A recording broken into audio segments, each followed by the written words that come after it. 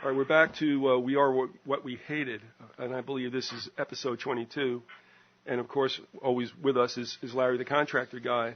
And he had made mention yesterday in discussing what we're going to do today, and he mentioned William Ramsey, as he has several times, not only to me, but during the whole length of the program.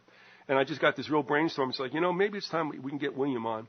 So I asked him, and he's here. And, William, thanks a lot for coming on. I appreciate it, especially with the short notice. Oh, I'm glad to be here. Thanks for inviting me back. And we're going to talk about some of William's work and if there's anything else new that might be coming down the pike. And you've seen the website there. It's up with the audio, and that's occult911.com.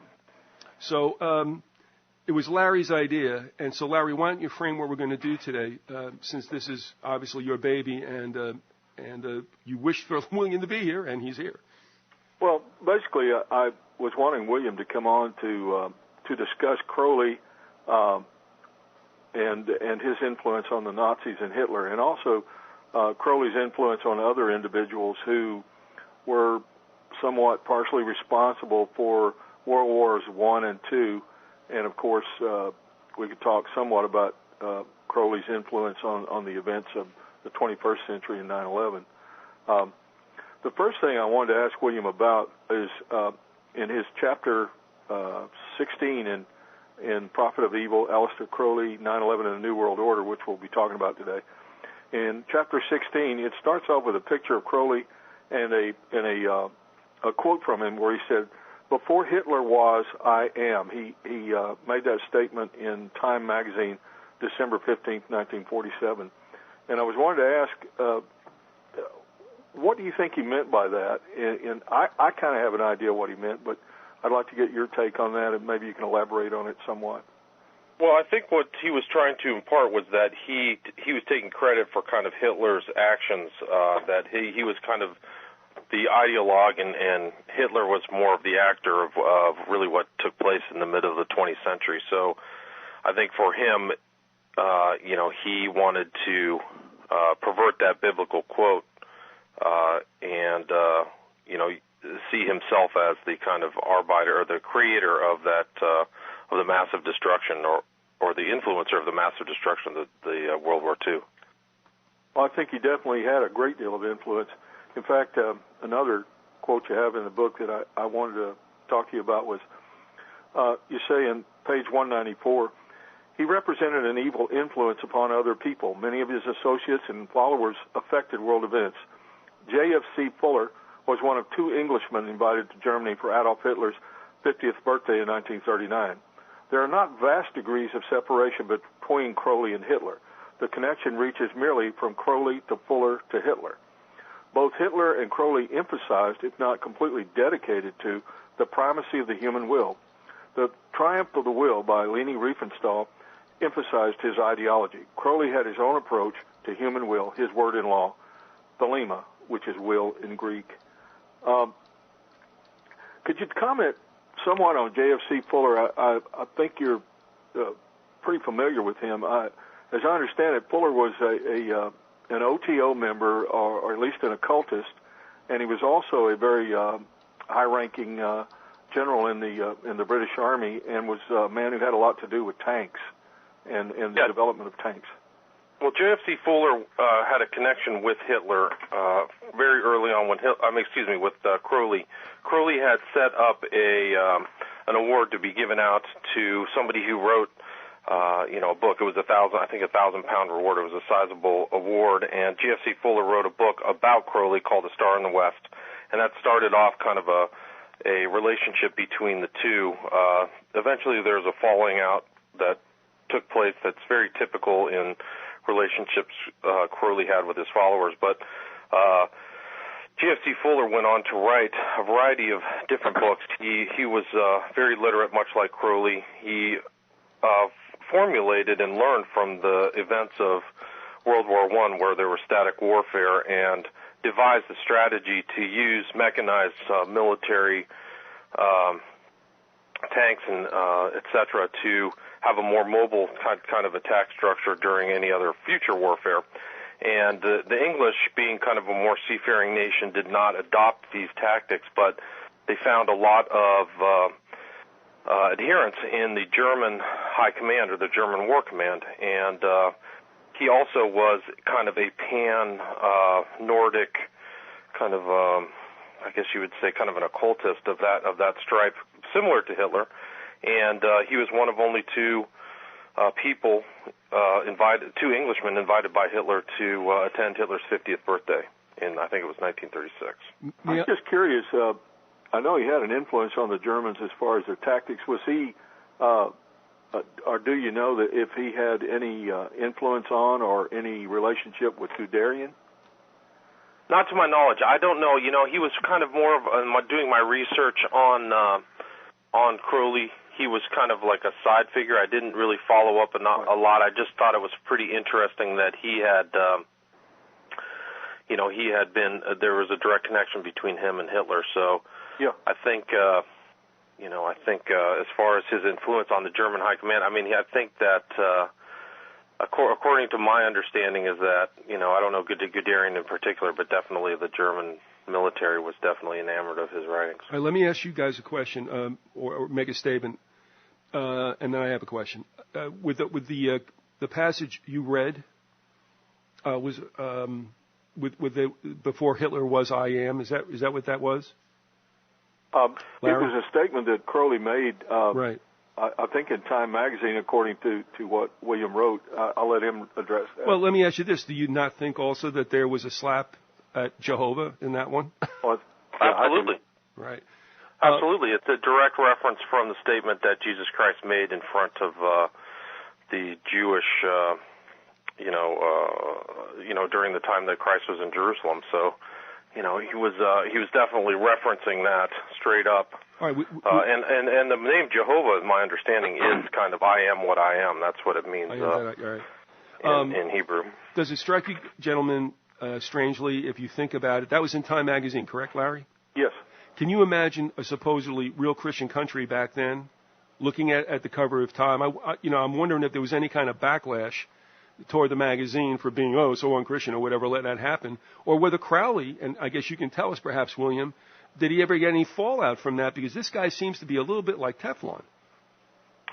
The reference in Time magazine was referencing a statement Crowley said about, before Hitler was I am, but it was in the Time magazine in 1947 upon his death. So it was after the I just referenced that,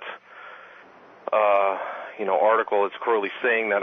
When I was doing my research, I couldn't find the exact place where he had said that, but Time had referenced him saying that. So, and the reason I just bring this up, and Larry, I'll throw it back to you. Just indulge me one more. I appreciate it. Thank you. No, I do. Honestly, it's your show. Here it is. That's it. Whenever it's just get the old guilt stick. All right. And this is based on a little bit of what William and I talked about earlier in the day, but he makes that comment, and he's pretty much out of Dodge by then, and his life's coming to an end. So I guess he could have done that. And if there was any angst directed toward him by a nation, I guess it really didn't matter because he was gone. However, what really struck me interestingly was that this guy at least was around long enough to have some import in both World War I and II. I talked to William before about the mentioning of Crowley with an individual who was a German American by the name of Eric. And, and there he was instigating stuff at the time, and maybe William gives a little thumbnail on what he claimed to be and what he might in fact have been. And then you see him again like in World War II. I mean, for a character that spans two wars, had a reasonable import in both, to a certain extent, in the espionage, if you will. He just does not get included in a whole lot of books, about both wars. So, William, with that, having said that, do you find it interesting that he was pretty much active in both wars, kind of like behind the curtain?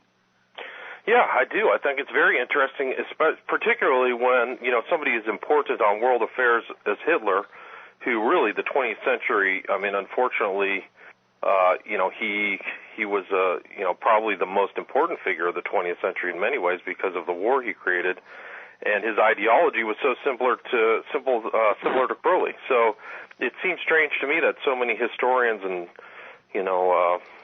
intellectuals or literary figures have really have overlooked him and not addressed the import of that, particularly in his relation to somebody was responsible for the death of millions. All right, I appreciate that, Larry. I'll throw it back to you. And let me ask you this, though. Did you know that Crowley was kicking around, and he was stateside also, wasn't he, for a while, William, in World War I?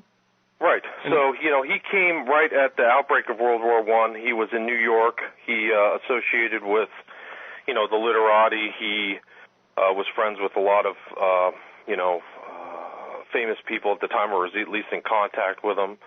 And he left right around 1919 after the war and went back to England for a time and then ended up in Italy where he started his Abbey of Thelema. But, during the time that he was in New York, he was in Greenwich Village, so he was hanging around and associating with all of the, highlights of the people of that day who were, in the literary world, and that's what Crowley always aspired to be, is like a literary figure. Yeah, Bohemians, you would call them then, wouldn't you? Bohemians, that's absolutely. So there you go, Larry. I mean, if you've not even been able to get into the First World War involvement of Crowley, I mean, this character, he spans quite a few decades and is a real pivotal figure. Well, I think the Book of the Law, which Crowley supposedly wrote through automatic writing, Crowley attributed to, I believe the way it's pronounced is Aiwas.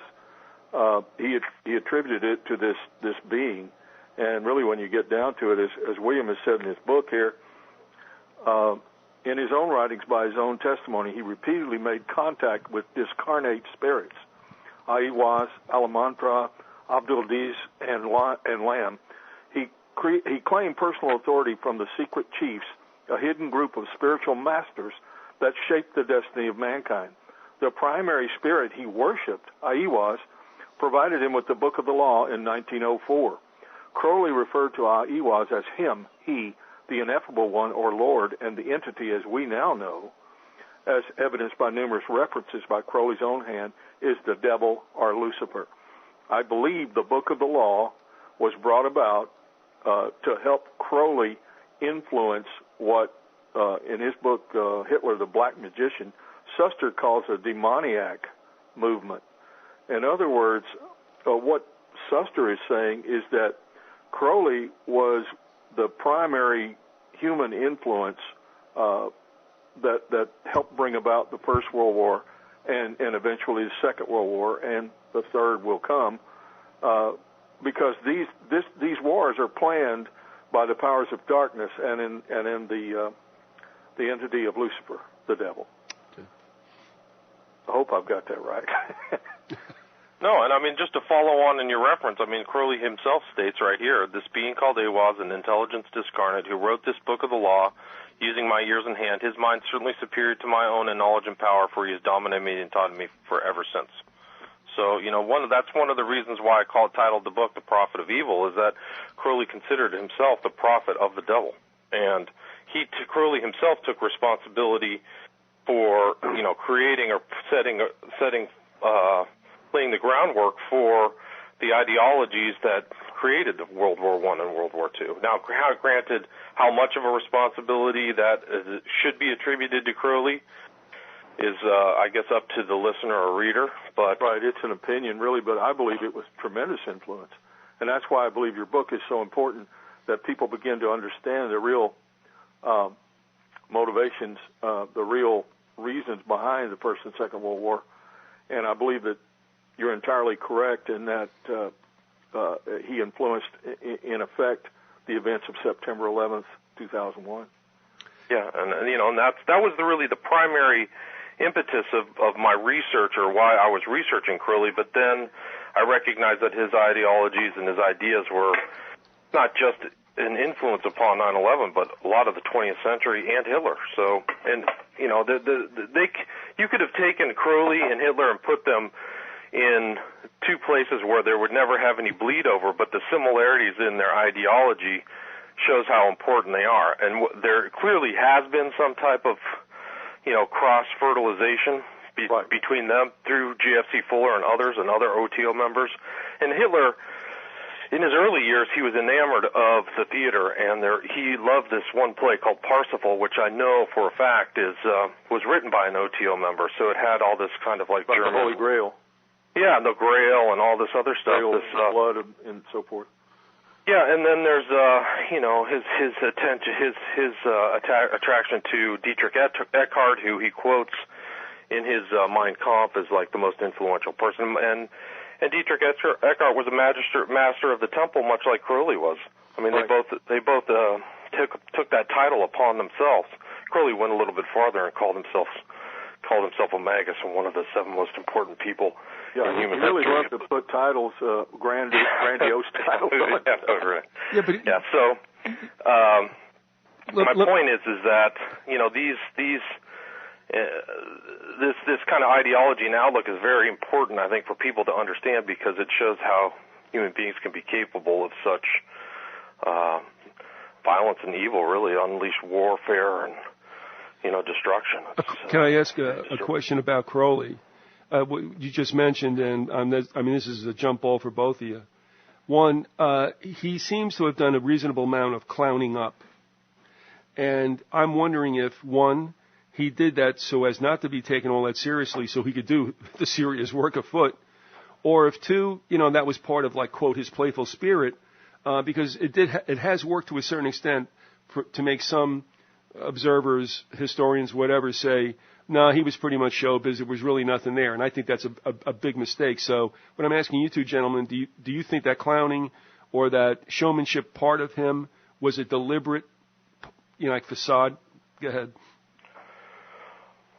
Well, I can comment on that. I do think that it was deliberate. I think that he was a pretty sophisticated guy, so and he was also kind of he was trying to become a kind of a person of renown. So a lot of this clowning and public statements and things where he was always covetous or always wanted to obtain the press attention, So he was always trying to do it with his writings or public displays. So then, that was kind of like his public, his face that he gave out. But, the deeper that you got, the more serious he became.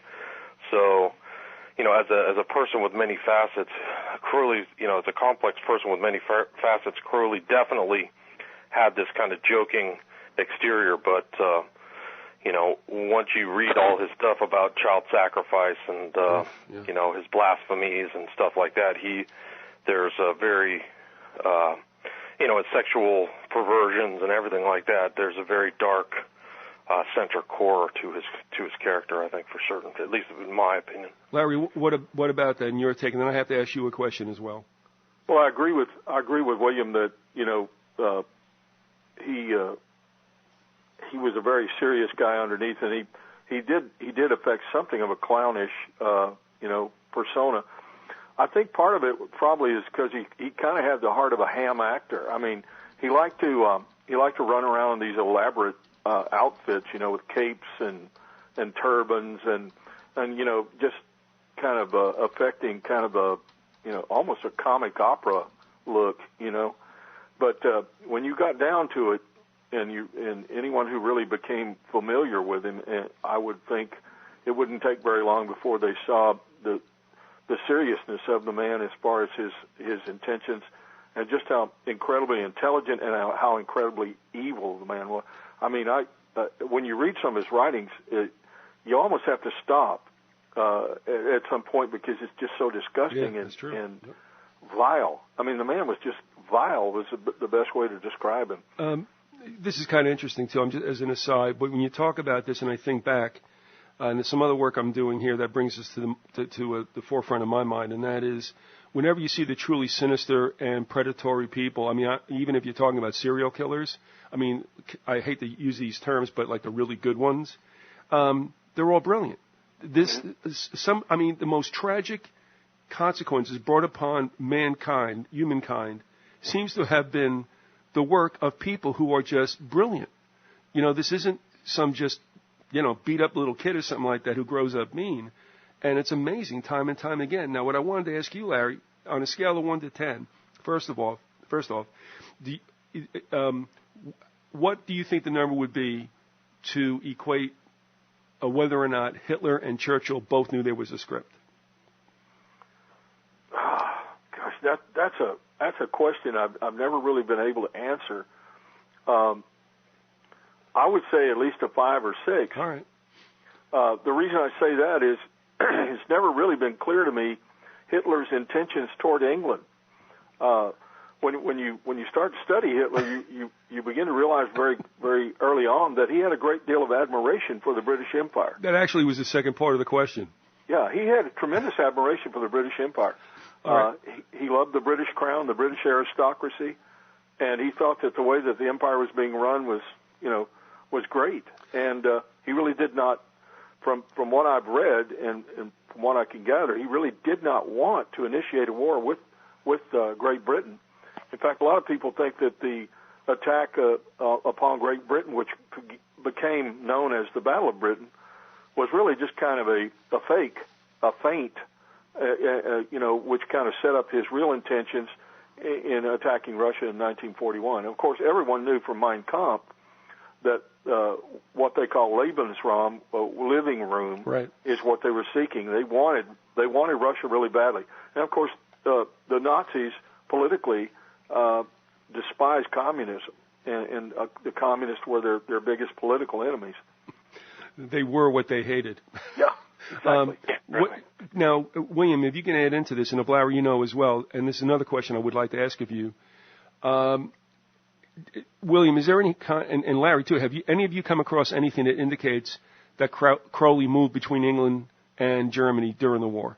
Oh, yeah, he definitely did. Okay. I mean, I don't know, now, during the war, that I don't know for sure, but I know that he spent a great deal of time in Germany. In fact, from Suster's book, I can read a little bit to you about the First World War.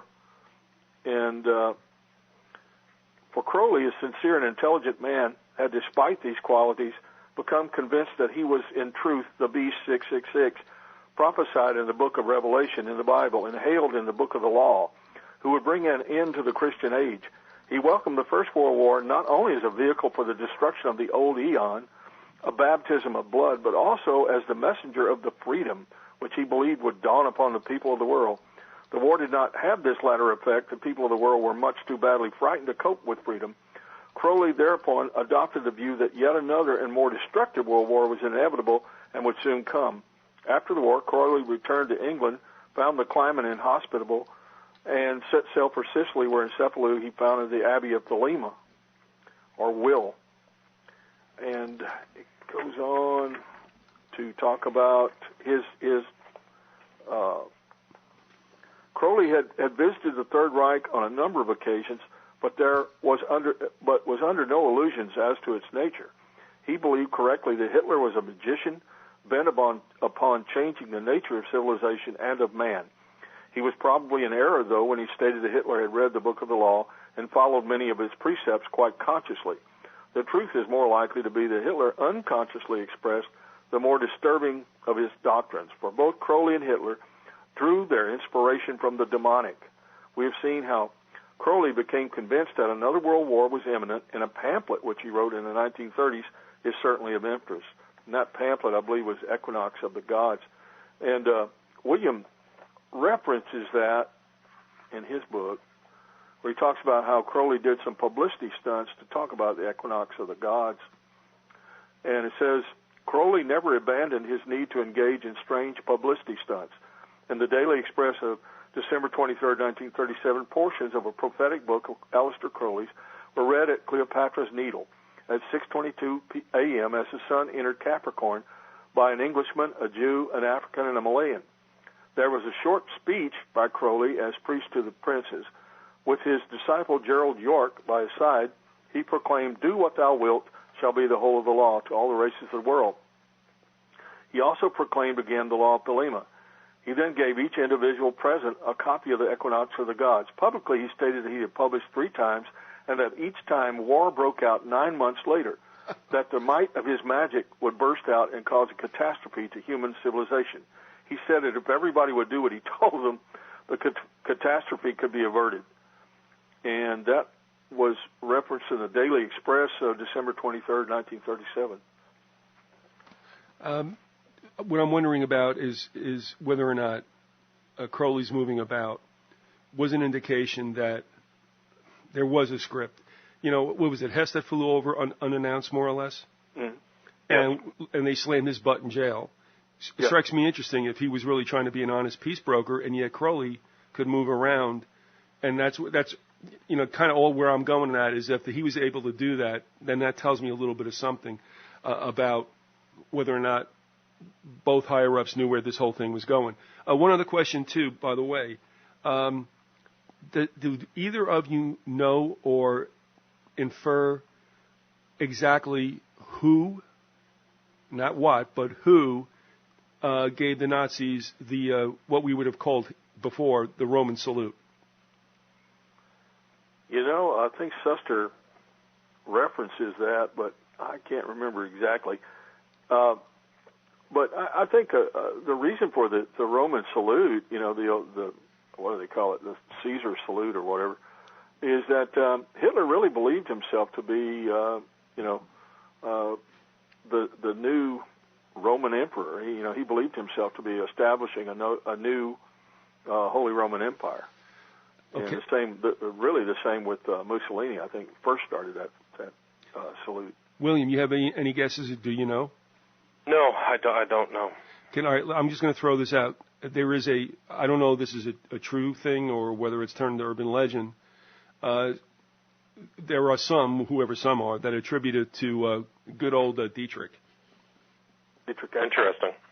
Yeah, and then the story goes further that Dietrich gave Hitler that, and that in turn Crowley gave Winnie the V sign.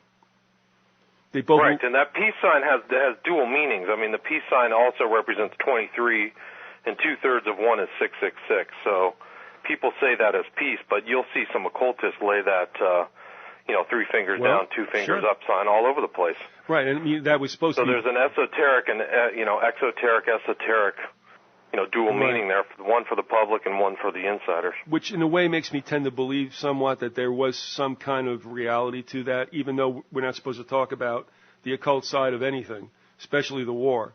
But that would make sense to me in a certain vein. So, here again, the man behind the scenes. And does anybody know? I mean, again, did Dietrich Eckhart have any kind of quote relationship with Crowley? Not that I can figure out. I mean, I know that the OTO was, it was a German secret society, and Crowley became the head of it. So, because it's a secret society, it's hard to discern or determine, all their real connections. But, Crowley was the head of a German secret society. Larry, what do you think? I think Suster talks about that. I know that he was influenced by Crowley. I don't know if he had a personal relationship with him, but he definitely was influenced by Crowley, according to Suster. And I think Suster would know, since Suster himself was a member of the OTO. He's dead now, but he was greatly influenced by Crowley himself. And all through his book, Hitler the Black Magician, each chapter he references a passage from the Book of the Law. He's very familiar with that, and I think, from what I gathered in the book, Suster sees himself as a white magician. I think it's all the same stuff, but he believes in that he's doing good with his magic. He considers himself, or considered himself, a magician. It's interesting in his summary of what he says about the New World Order and what the Book of the Law is all about. And it says that nearly 2,000 years of Christian civilization, which ultimately led to the domination of the world by the values of the West, have come to an end. That the end of the old eon and the character of the new was foreseen by artists, poets, and occultists in the dying years of the 19th century. That a remarkable insight into ensuing events was written in the form of a prose poem called the Book of the Law, which announced the new eon. That the 20th century has been a swift and unprecedented transformation in the conditions of life on our planet, including 2 world wars, the collapse of all European empires, and the destruction or inversion of previous values. As some kind of force, hitherto unsuspected by science, whether physical or psychological and moving in the depths of our collective unconscious, has impelled the destruction in poetic fashion. We have personified it as Horus, the Egyptian god of war, or else referred to it as an eruption of the demonic. that certain individuals who practiced the neglected and despised arts of magic and mysticism, which involved the comprehension of forces like the one referred to, invoked this current to further their own ends, whether the attainment of the enlightenment and truth or the achievement of political power. That one of these individuals was Adolf Hitler, whom we may call the greatest black magician of the century, whose beliefs were a warped amalgam of the occult irrationalities which Western civilization had for so long suppressed. That both Hitler's success and Hitler's failure were due to the application of the magical world outlook he'd acquired. That the manner of his application was confined within the limitations of a completely contemptible personality, and that in consequence, the Third Reich was a negation of the human spirit and a blasphemous parody of everything affirmed in the true principles of magic. Well, I don't agree with that, but Hitler's personality complemented both the frustrated hatred of the people whom the First World War prepared for this adventure and the nature of the demonic force which he believed himself to control and which instead came to control him, its demon of nightmare, vengeance, and destruction which it flung aside. That this process of destruction, accompanied by repeated eruptions of the demonic in the minds of groups and individuals, is continuing and will continue until the old order has been irrevocably obliterated and we do nothing whatever that will halt this process. Sorry that was so wordy, but I kind of needed to get that out because that's really the synopsis of the book, Hitler, Black Magician. And as far as Dietrich Eckart, it's very clear that Eckart was a serious occultist and a black magician himself. He was the guy who groomed Hitler. In fact, Eckart said himself that was his role, that was his job.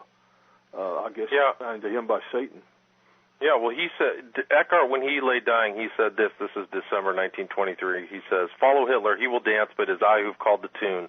I've initiated him into the secret doctrine," that references Blavatsky, "opened his centers of vision and given him the means to communicate with the powers. Do not mourn for me, I shall have influenced history more than any other German." Yeah, so he stated that on, and that's referenced in the Encyclopedia of Occultism. Right, and Hitler dedicated Mein Kampf to Dietrich Eckart. Yeah, and he said, this is what he said at the end of Mein Kampf. He said, Hitler wrote, "I should like to mention the name of a man who devoted his life to reawakening his and our people through his writing and his ideas, and finally through positive action. I mean Dietrich Eckart."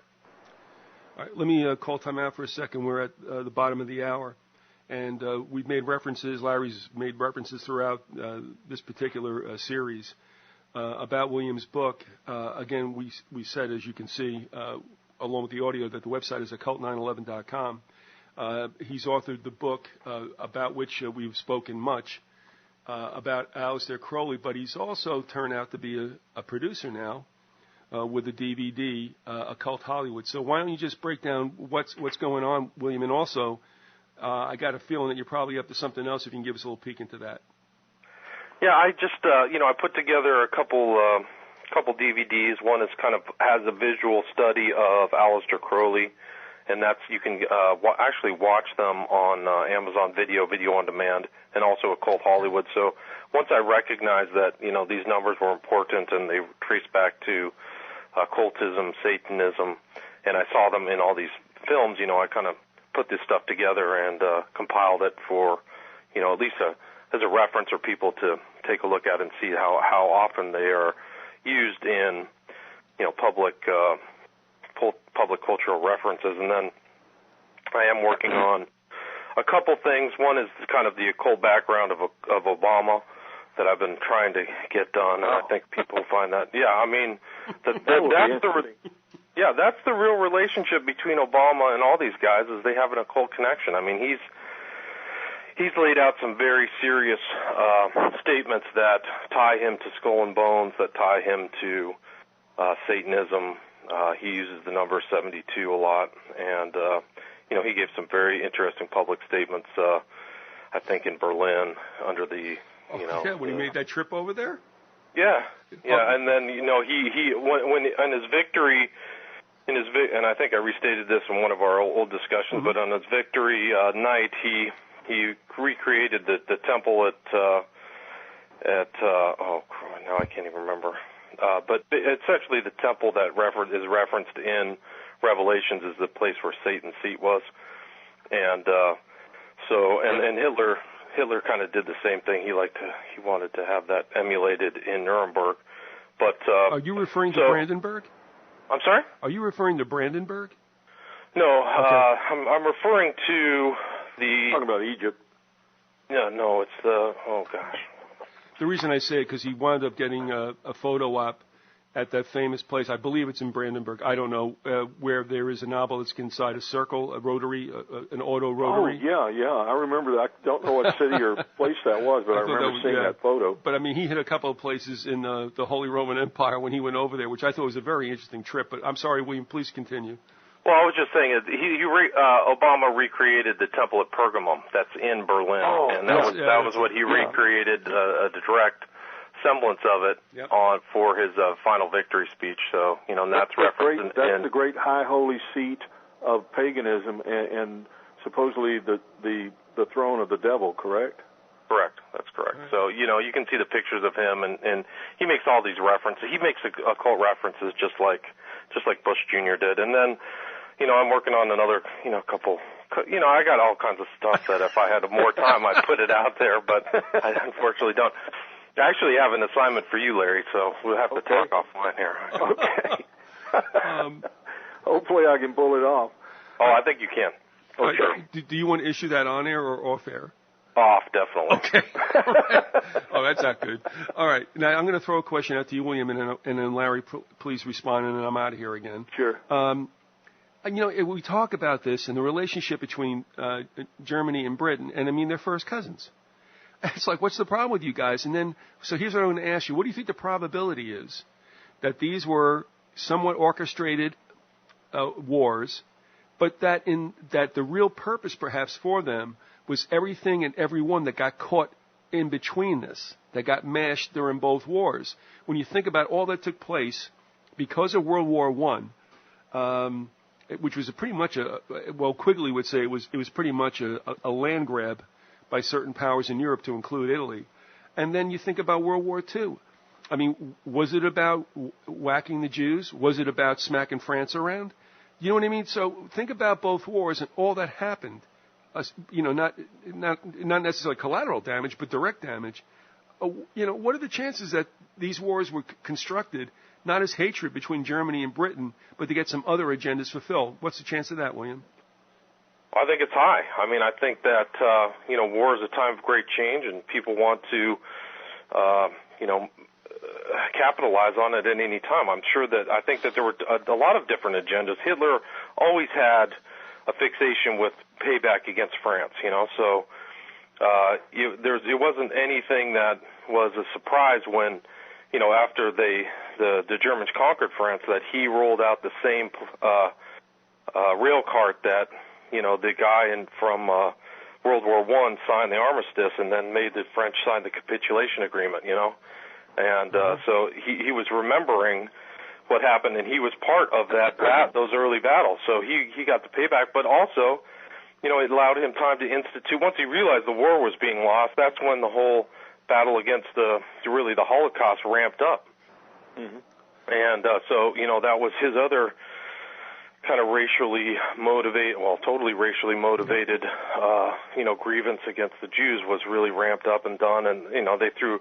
I mean, it was a grievance against a whole bunch of different minorities, including the gypsies. I think the grievance against the Jews also was a blood sacrifice to his quote God.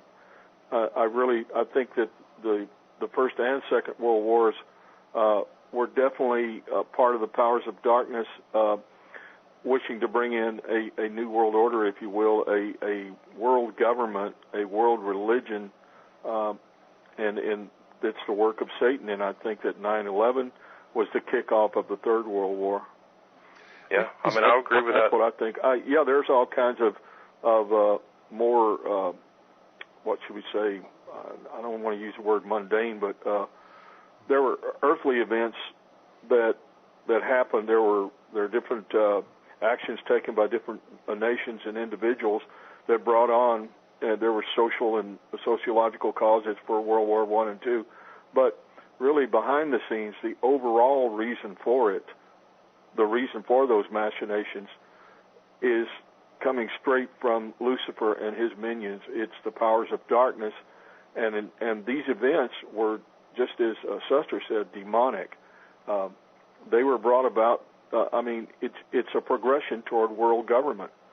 You had the First World War brought in the League of Nations, the Second World War brought in the United Nations, and the Third World War will bring in a world government, and it's all designed that way.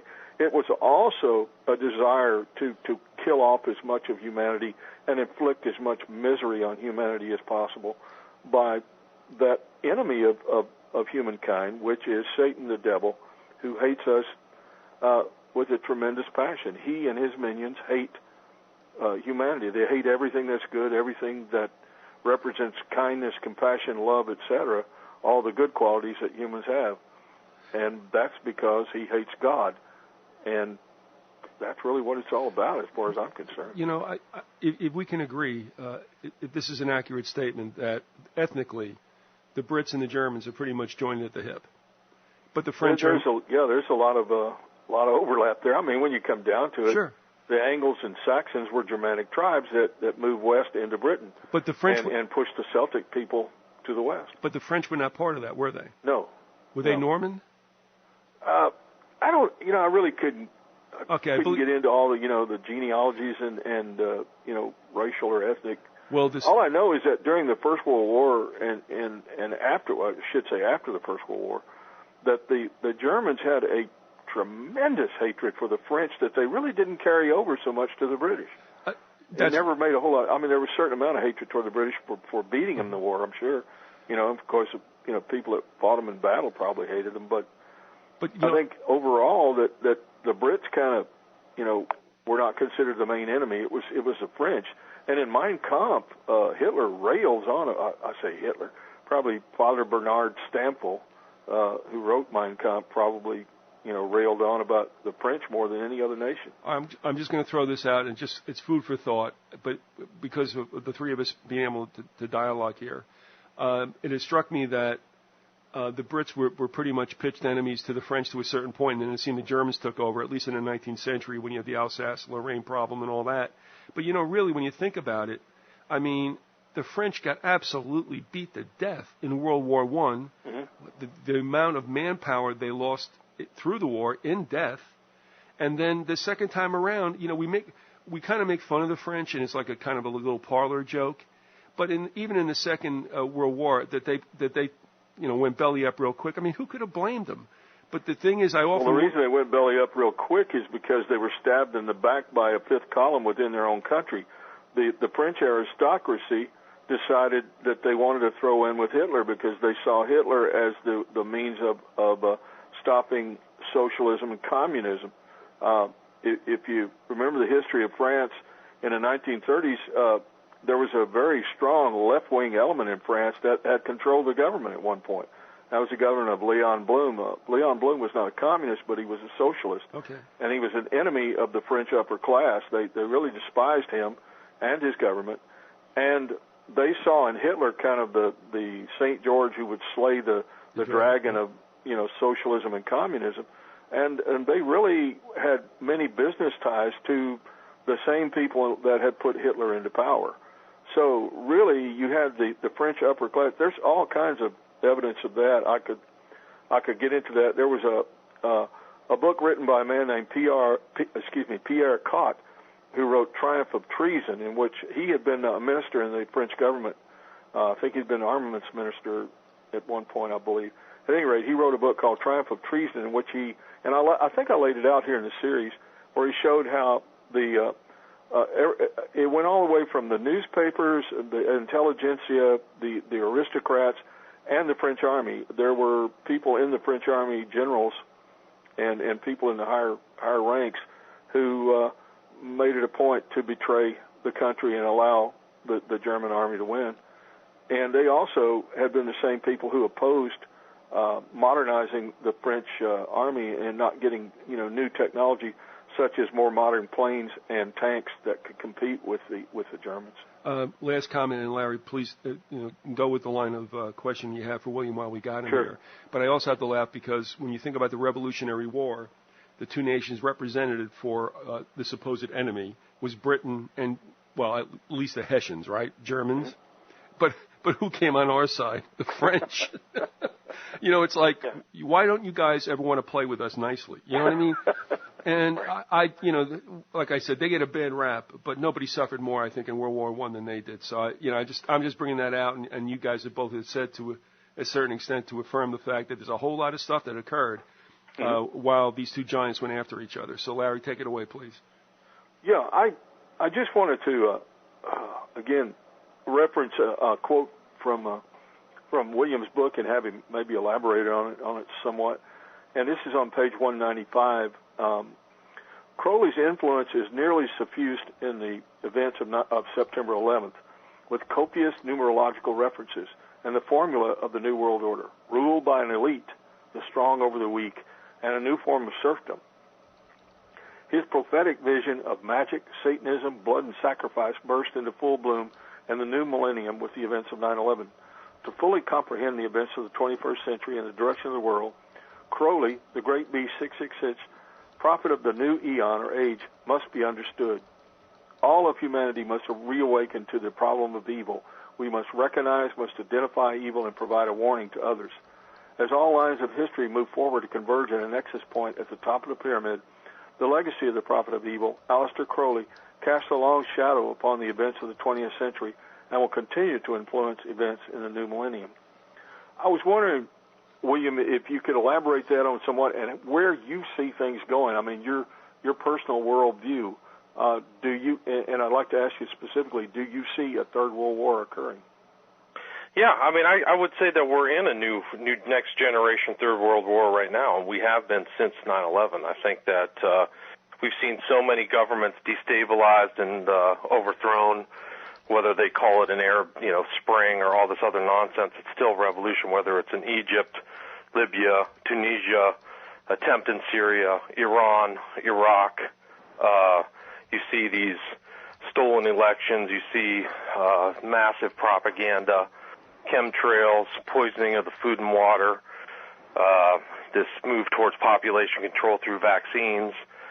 Just incredible lies on the media and distortions, and it's kind of it has to be seen, or to me it's seen as a war against humanity. So I definitely think we're in it. I think that it'll probably continue to flare up until the real fundamental problem is addressed, and that is that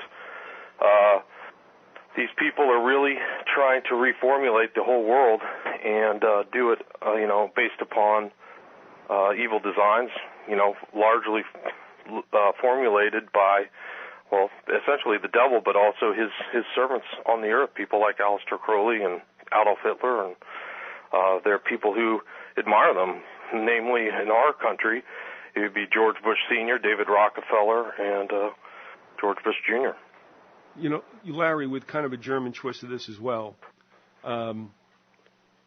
if I think we've talked about the fact that the only other pope that took the name of Benedict was the one that presided over World War I in the Spanish flu.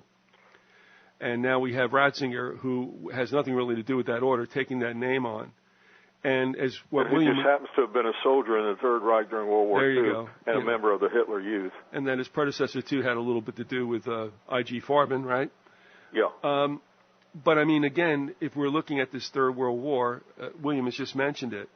I mean, it seems to me that there, and if we agree that there's always an agenda other than two belligerents going at each other, that there's going to be a lot, unfortunately, that would happen through a Third World War. It would be the depopulation that the elites love. Yes. And then later, they always have. Yeah, and then, and I'm only going to say this. In the United States, the Spanish flu went through the country, but it was heavily believed that it was the soldiers who were vaccinated that brought that back with them. And there's a story that you can read online about, what is her name? Oh, what am I doing this? Called The Poison Needle. All right, I'm not even going to try to do the name right now. Which talks about a woman who ministered to sick people in their neighborhood. She, her father, and mother, they weren't vaccinated, and they actually could minister to the sick and they never got sick themselves. So anyway, that's another aside. But my point is, it's nice to have a killer loose on a population after the war because it picks off the weak.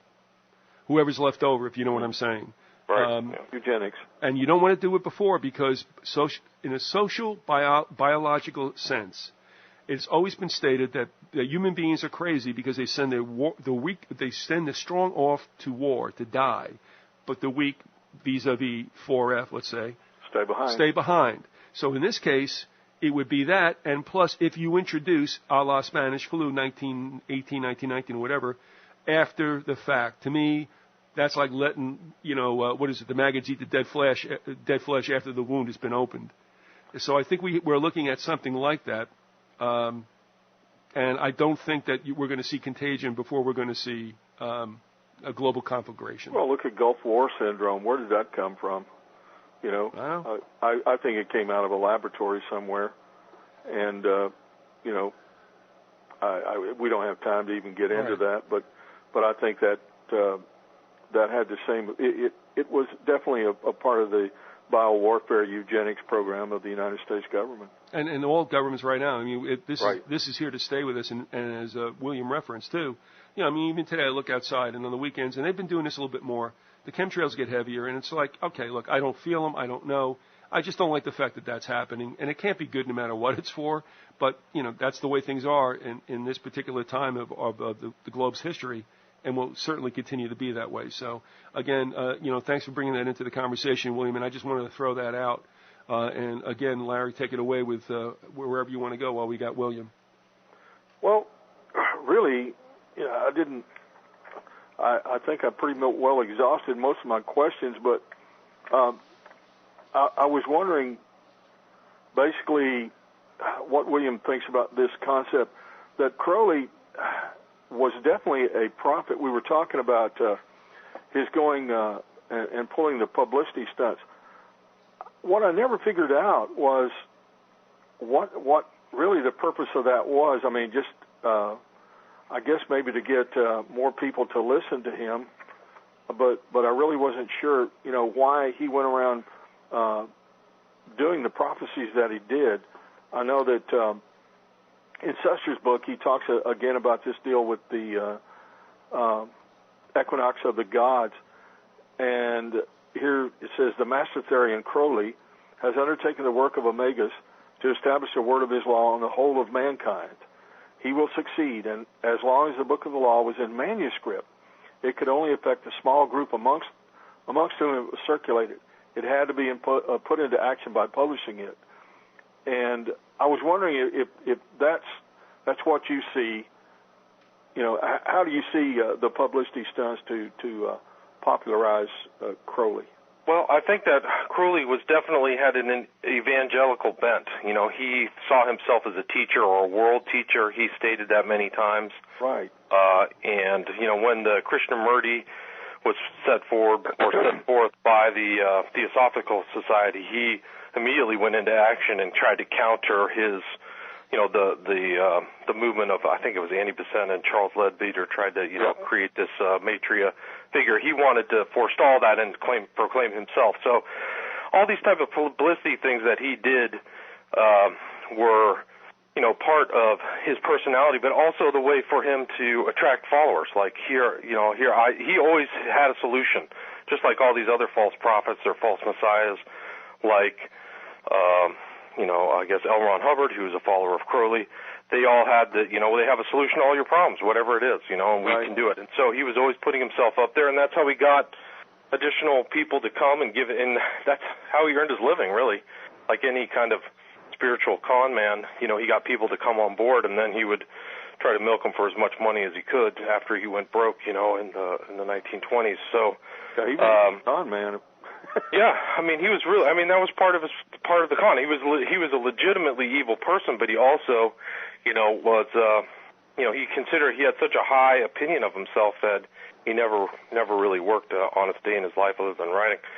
But so that would be my thinking about as to why he was always trying to get publicity, was just to attract followers, and he did attract very important people to him. The more I wrote the book and just said, I'm done, I'm finished. But even since I finished it, 18 months ago, I've learned more. And, there were the Astors.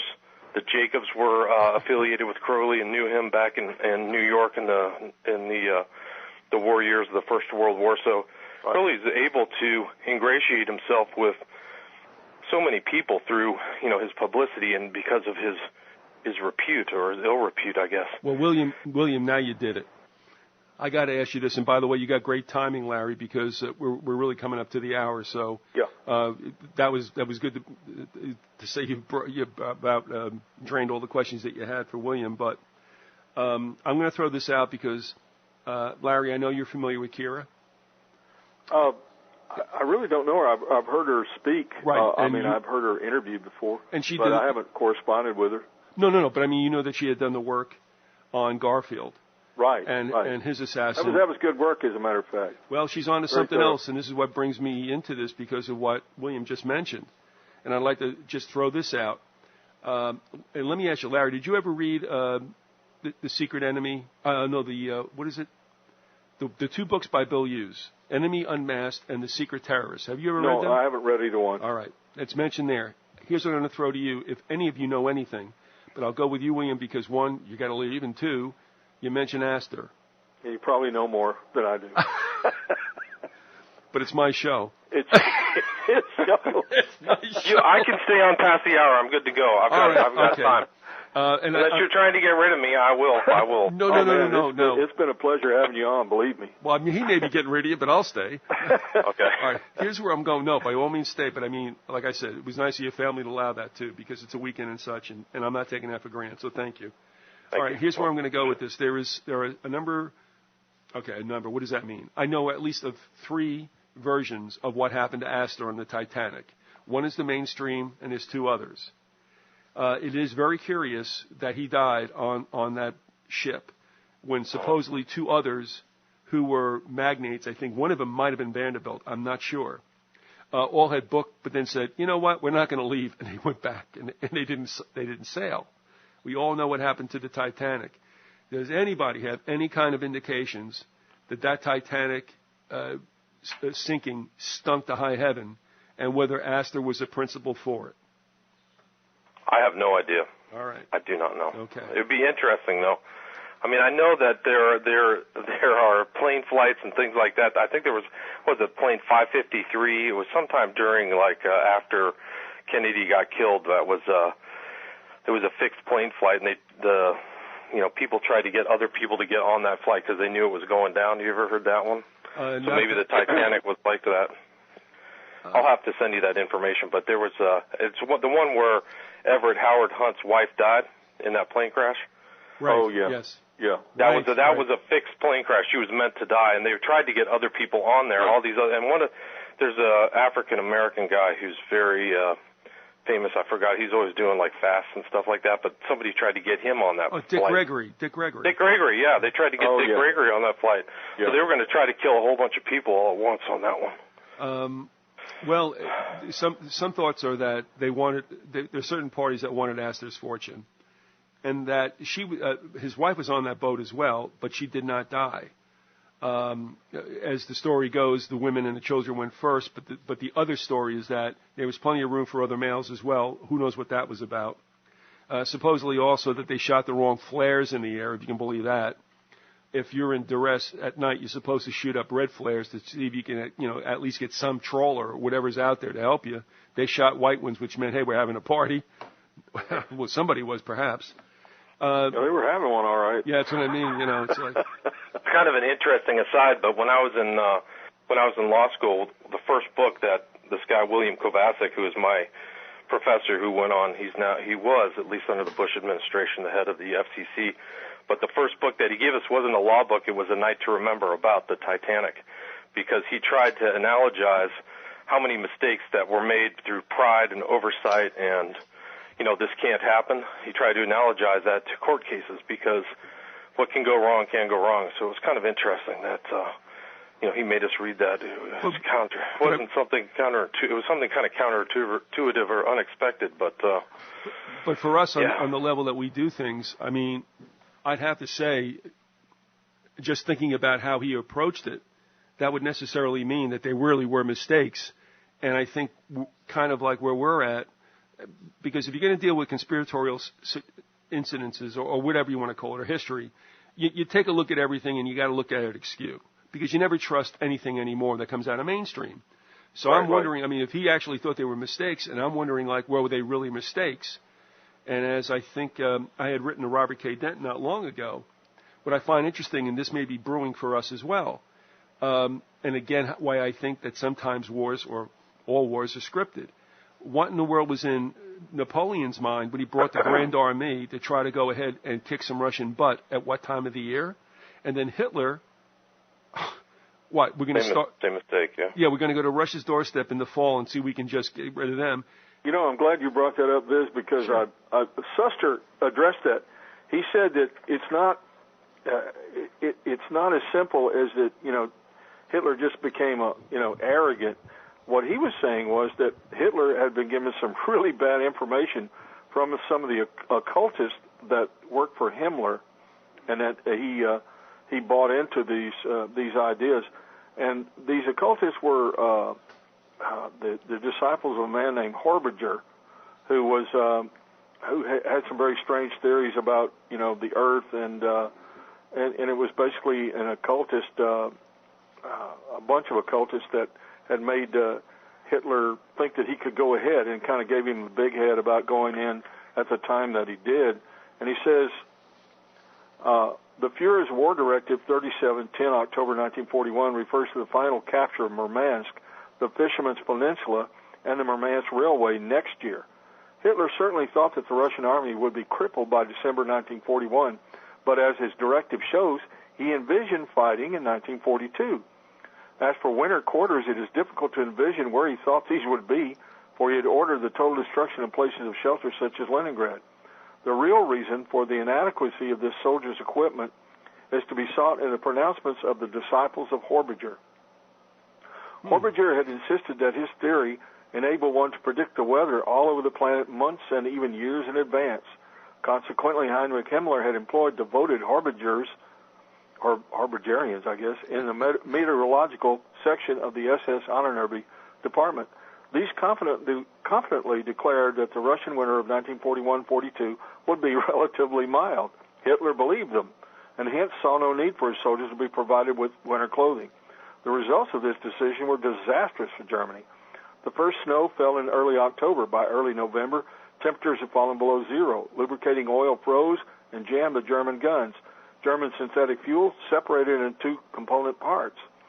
Dressed in light summer uniforms, lacking warm headgear, winter boots, protective clothing, or goggles to prevent snow blindness, thousands of soldiers dropped from frostbite or died of exposure while performing their natural functions.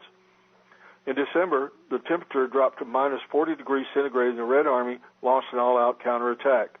Obsessed by the desire to capture Moscow, Hitler forbade retreat and ignored the conditions in which his troops were fighting, but Moscow remained in Russian hands, and the Red Army steadily pushed back the German troops. Well, but, you know, there's nothing like getting your weather report from an occultist. Yeah, really. You know, I watched the History Channel or the Military Channel. I think it was the Military Channel that was also breaking that down. And what they came up with is three major flaws, but one of them is no exit strategy. And I dwell on that because my thought was, if it was a rigged deal, it was time for the Reich to go down the tubes. And so they sent them off with everything that could possibly go wrong. Kind of hard to believe that, you know, and then you got to wonder, you know. Well, I think Hitler was so infused with the demonic spirit. It may have been Satan himself that possessed him. I think it was probably one of his minions. I don't know how that works. I don't want to know. But I think he was so infused with this, you know, belief that he was going to do these great things. He was going to conquer Russia, and he was going to be the great hero. And he really didn't care how many people died. I mean, it didn't matter at all to him how many people died. That was fine with him. In fact, I think part of his strategy, according to Bob Rosio, was that he get these soldiers killed. This was part of a blood sacrifice to his god, Satan. And I think the more people that were killed on both sides, the better he liked it. Let me just ask you, William, are you familiar with Rosio's books at all? Rosio. No. All right. The reason I bring it up is that Bob Rosio is a Christian, and he published a series of books. I think Huntington House was his main publisher. But as life is weird and everything else, I mean, in 1987, my wife and I moved out to Pittsburgh for some strange reason, and we wound up going to his church. And I didn't know who he was beforehand. I mean, he was just a pastor, and we went to church. And then later on, I find out what kind of historian he was. And after we moved back to Jersey, he sent me a whole bunch of books. And it was then in 1994 when I read, I think it was, does this sound right, Larry? Hitler in the New Age or something like that? Or I think that's correct, yeah. The title is similar to that, but not exactly.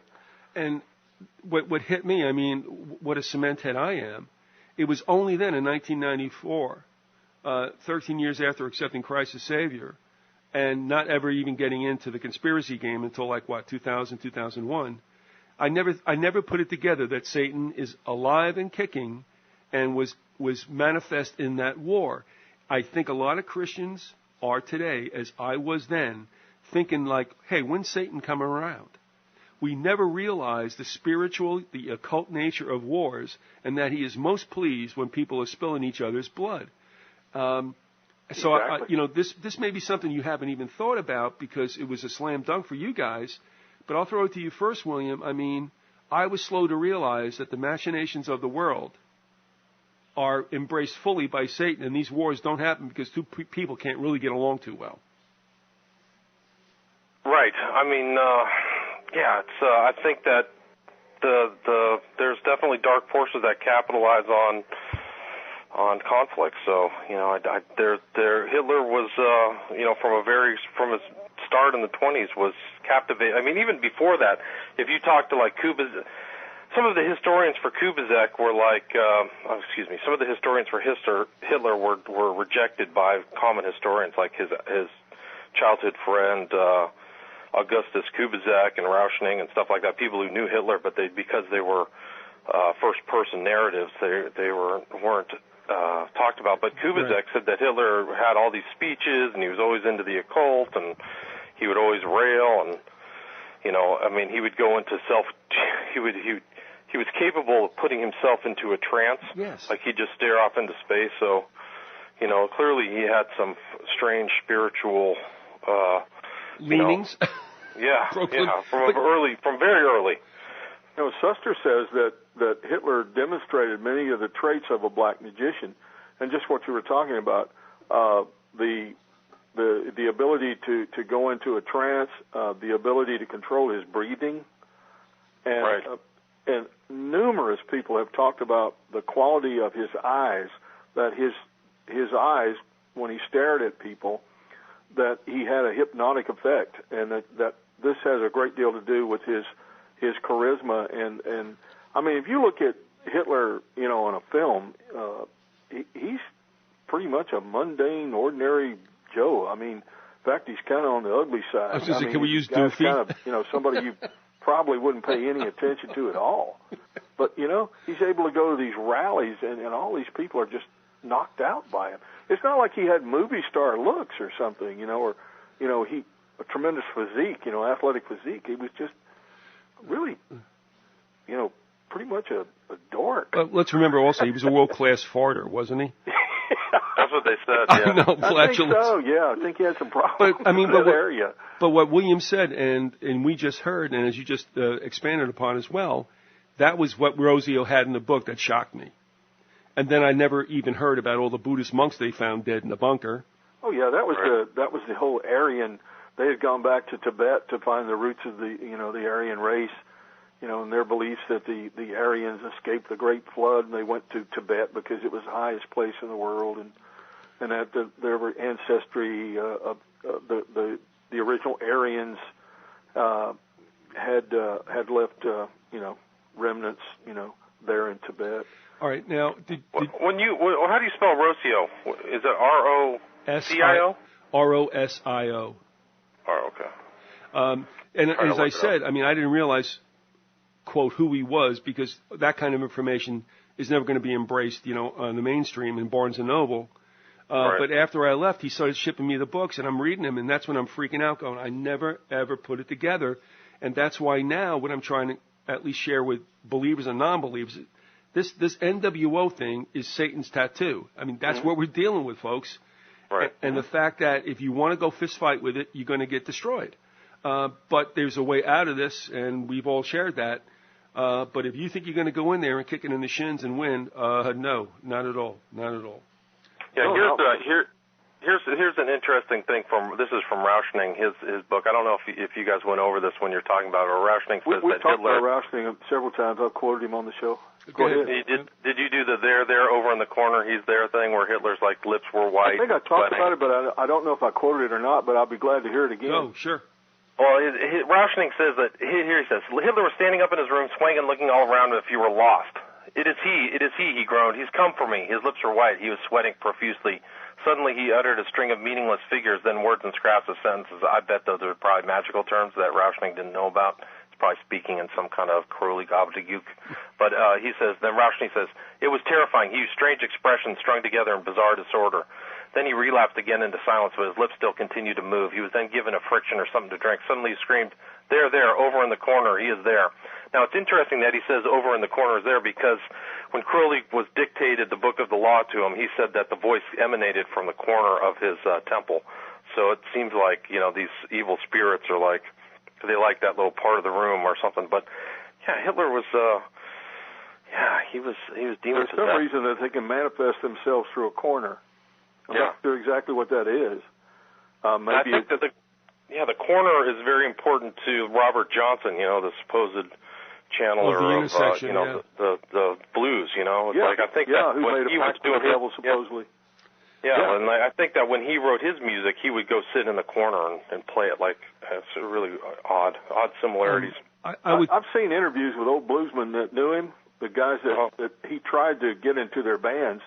And one guy, I can't remember who it was, but it was one of the old bluesmen. He said the guy was terrible. He was really bad on a guitar. He said when we first knew him, we didn't want any part of him. We'd just tell him, hey, boy, just go sit down. We don't want to, we don't want to listen to that. That's awful, And he said the next time I saw him a few months later, he played some of the best blues I've ever heard. And he said, I don't know how that's possible. He couldn't figure it out. Well, I think I can. He made a pact with the devil. And remember, and that's the cornerstone of all blues, rock, hard rock, everything goes all the way back to Robert Johnson and the Crossroads. Right. Real quick aside, but then I want to get back to a serious note. But one of the things I've always wanted to do, and I have not done, is interview the author of Hellhounds on My Trail, which was talking about certain pacts, if you will, that musicians have made. A very interesting book. I've not heard the guy around in quite some time. But it deals with Johnson's decision at the intersection, the crossroads, if you will, the corner, and others as well. Yeah. But also about which we were speaking now is also if I could grab the books, I'd go back and see if I were right. But that when you deal with these situations in which it is insinuated or flat out stated that someone has made a pact with the dark side, I'm wondering if we wouldn't see the same scenario in Marlowe's Faustus.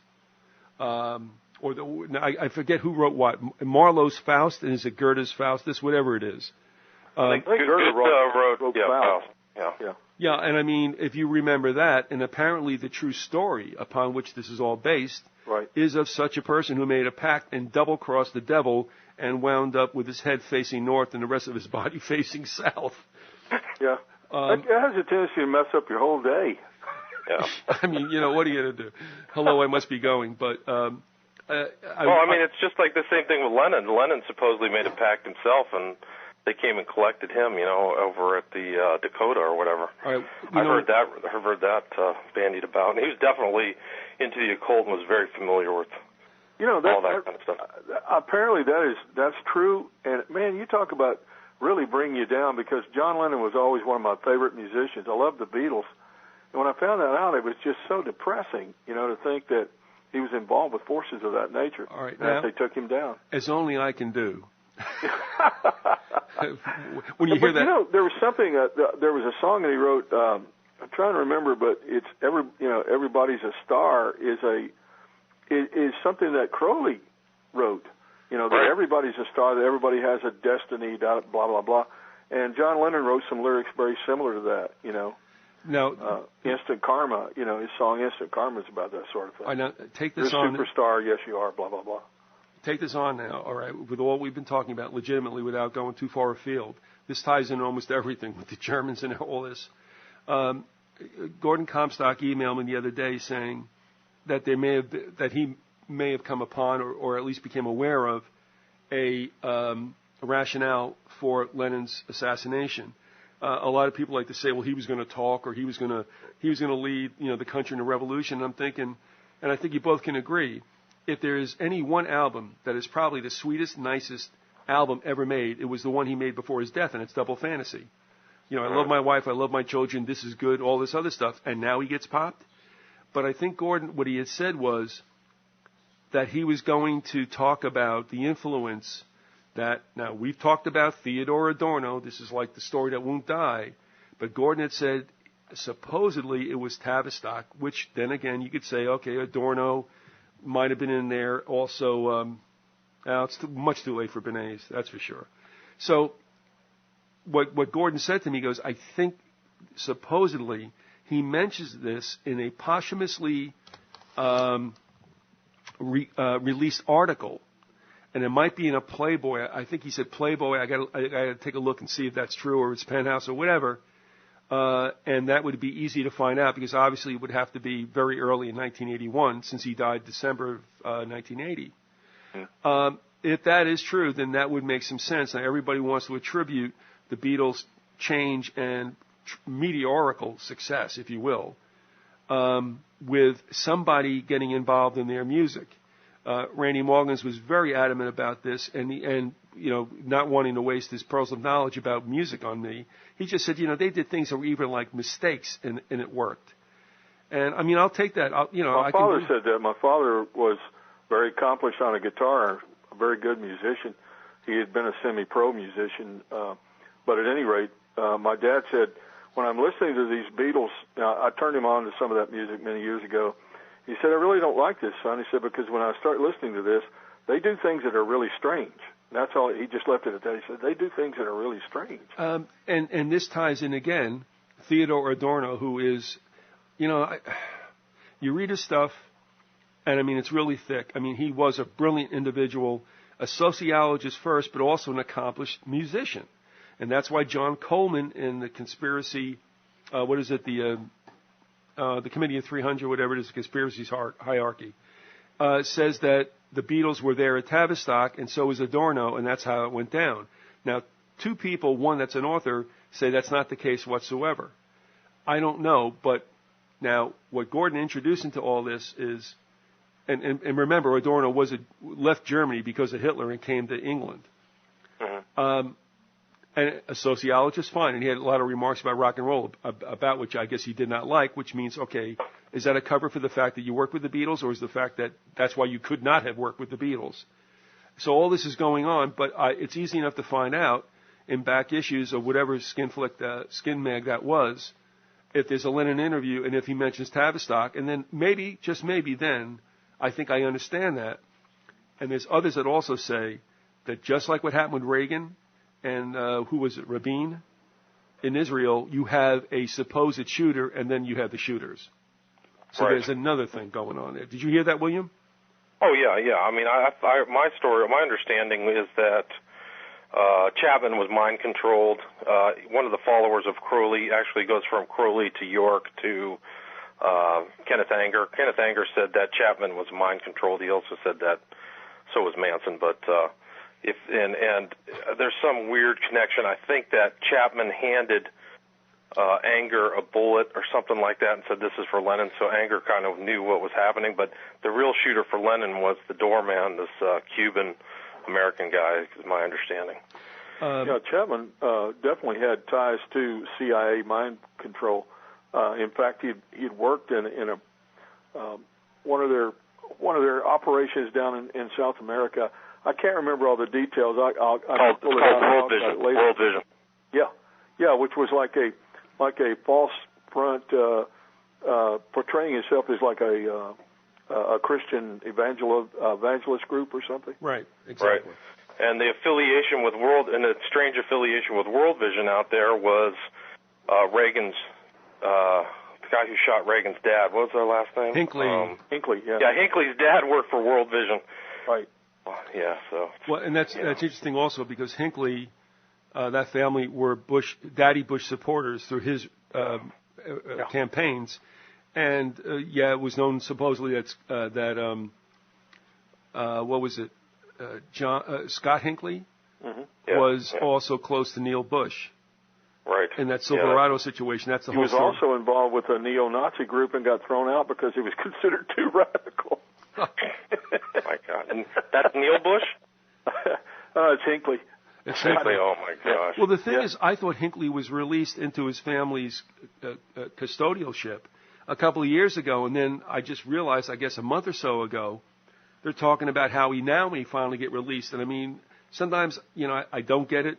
But I thought that was a little interesting. Yeah. But what was even further interesting is that he's going to be released. His goal. Well, but get this now. I mean, this is how much garbage this is.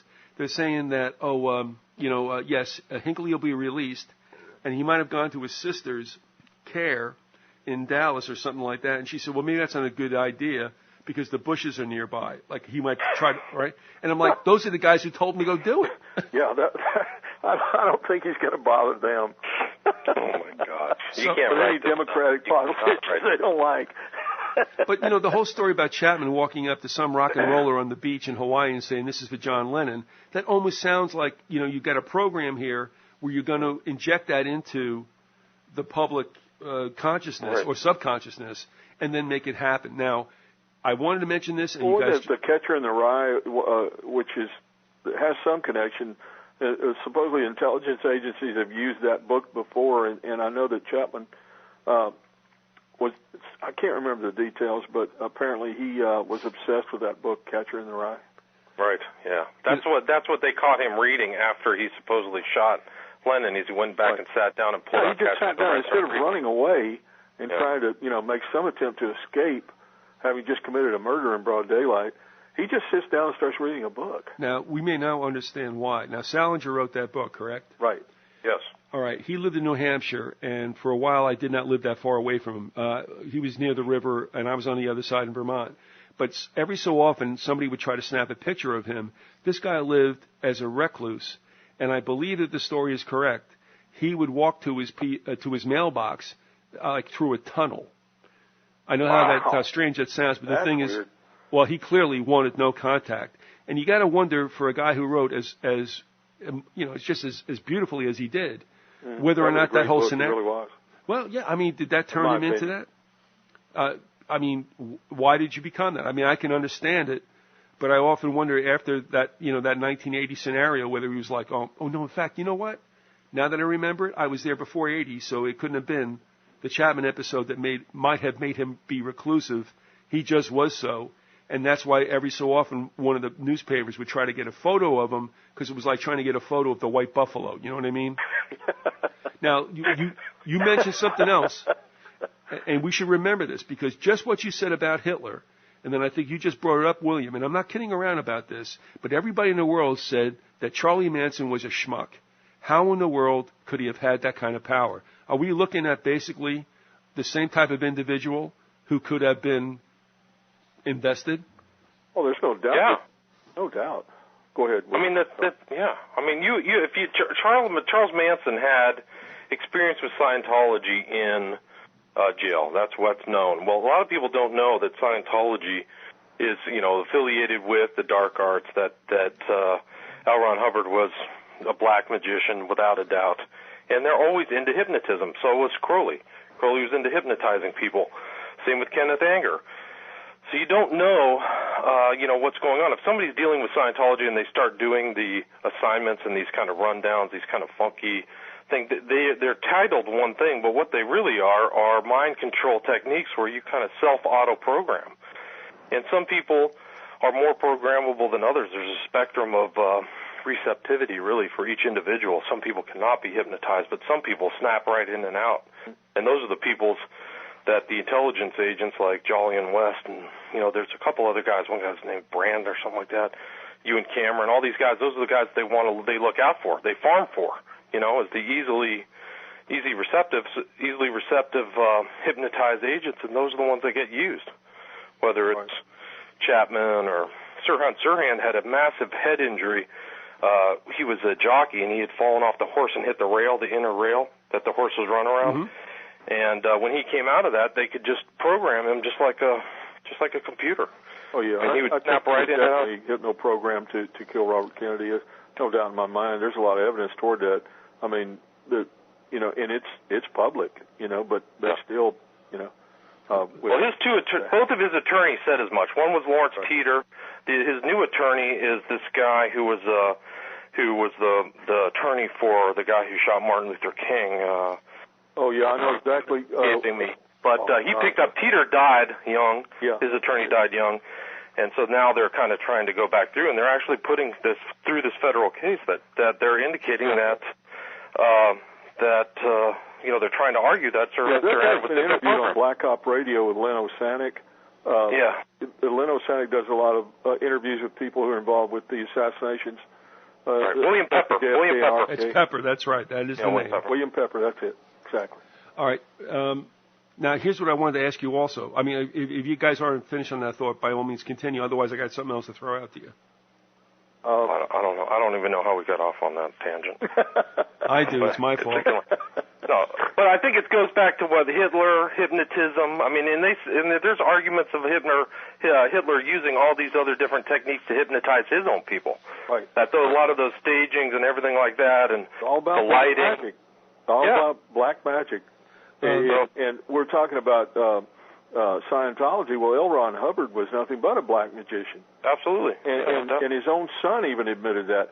I read part of the interview that his son did in, I think it was Penthouse magazine many years ago. And the guy was in hiding at the time, because his life had been threatened. But he finally turned against Scientology and started talking about how the techniques that Hitler used were the very same techniques that his father used, and talked about sex magic, which is something that Crowley was heavily into, and how that you could basically crack somebody's soul. You crack into their and just this terrible abuse of other humans, sexual partners. There's something about black magic and sexuality that just very much go hand in hand. Exactly absolutely perverse sexuality. If you read about Crowley and I mean, there's an apocryphal story about L. Ron Hubbard that can't be verified. It's hearsay. It's just one person's. This woman said, what L. Ron Hubbard liked to do is get on. He had this boat. He was a self-styled ship captain, and that was one of the ways he could avoid taxation and getting busted by whatever country he was in. But he had this one girl on a boat, and the stories that she told about him, and I mean, if you look at the whole totality of the circumstances of his life and what he would do to other people, they're probably correct. But what he did to her was so bizarre, and it was the soul cracking. He would engage in the most bizarre sex magical stuff, and his experience with sex magic goes all the way back to Jack Parsons back in Pasadena. Right. Around. And they were both really Crowley's disciples in a sense. Yeah. Well, I mean, it's my understanding that Hubbard started Scientology on the day of Crowley's death. Right. Also, a character. I'm sure that's just a random event. No. A person that should not be forgotten in all this, and I think this happened before you came around the show, more or less, Larry, and that is when I had on Maury. Yeah, I've listened to the interview with Maury, and that is one sad interview. And what this does, William, it ties in a lot of this because, as I had other guests on and who were out there like Kathleen Sullivan, her family basically made her a sex slave for Nazis that had found a safe haven out around, I guess, Huntington Beach or whatever, and that also called into play Parsons and Jet Propulsion Laboratories. Interesting. Very much so. It's one of the most intriguing and yet just heart-wrenching things I've ever listened to. It really it's a stunning interview. It really is. And to let you know, William, too, I mean, again, this involves with a resurrection of Nazism. Maury was very clear that she was offered up by her family, and that all wound up, in California. Kathleen Sullivan was offered up in southeast Pennsylvania because of the Pennsylvania Dutch environment, which is German. And right. so and then there's O'Brien too. What's the O'Brien? Kathy O'Brien. Yeah, I've never talked to her. But I'm not even sure if her story is real, but you never know. But definitely Maury. There's no way that I don't believe Maury's telling the truth. No, I agree. I mean, and Maury's had to hide since, from what I understand. Well, that's interesting because she would not return emails, and maybe within a year after she was on, people were saying, "Listen, I've not heard from Maury." Now we went back and forth for a while Beyond the Grassy Knoll was still up, because she was very concerned about certain influences on Eric John Phelps and some of the stuff that was coming out of him. And I have to agree, rightfully so. Sorry to drop names, but it is what it is. And his relationship with Greg Zemanski, who has to be the biggest phony in the entire universe. So be that as it may, but she called out a lot of things, and I was agreeing with her, and I'm like, you're right. And then after that, it was over. Now, have you heard, Larry, that, like, say, since like 2007 it had to be 2006 or 7, that she had to disappear? Well, I read an article. I can't remember who it was by, but they referenced Maury, and in the article it said that some to the effect that she had disappeared. Nobody's been able to find her or contact her in quite some time.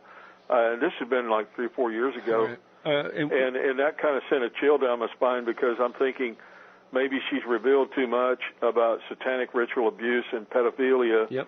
which is a very, strangely enough, a very, I don't know if you call it common practice, but it is widespread sure. in this country.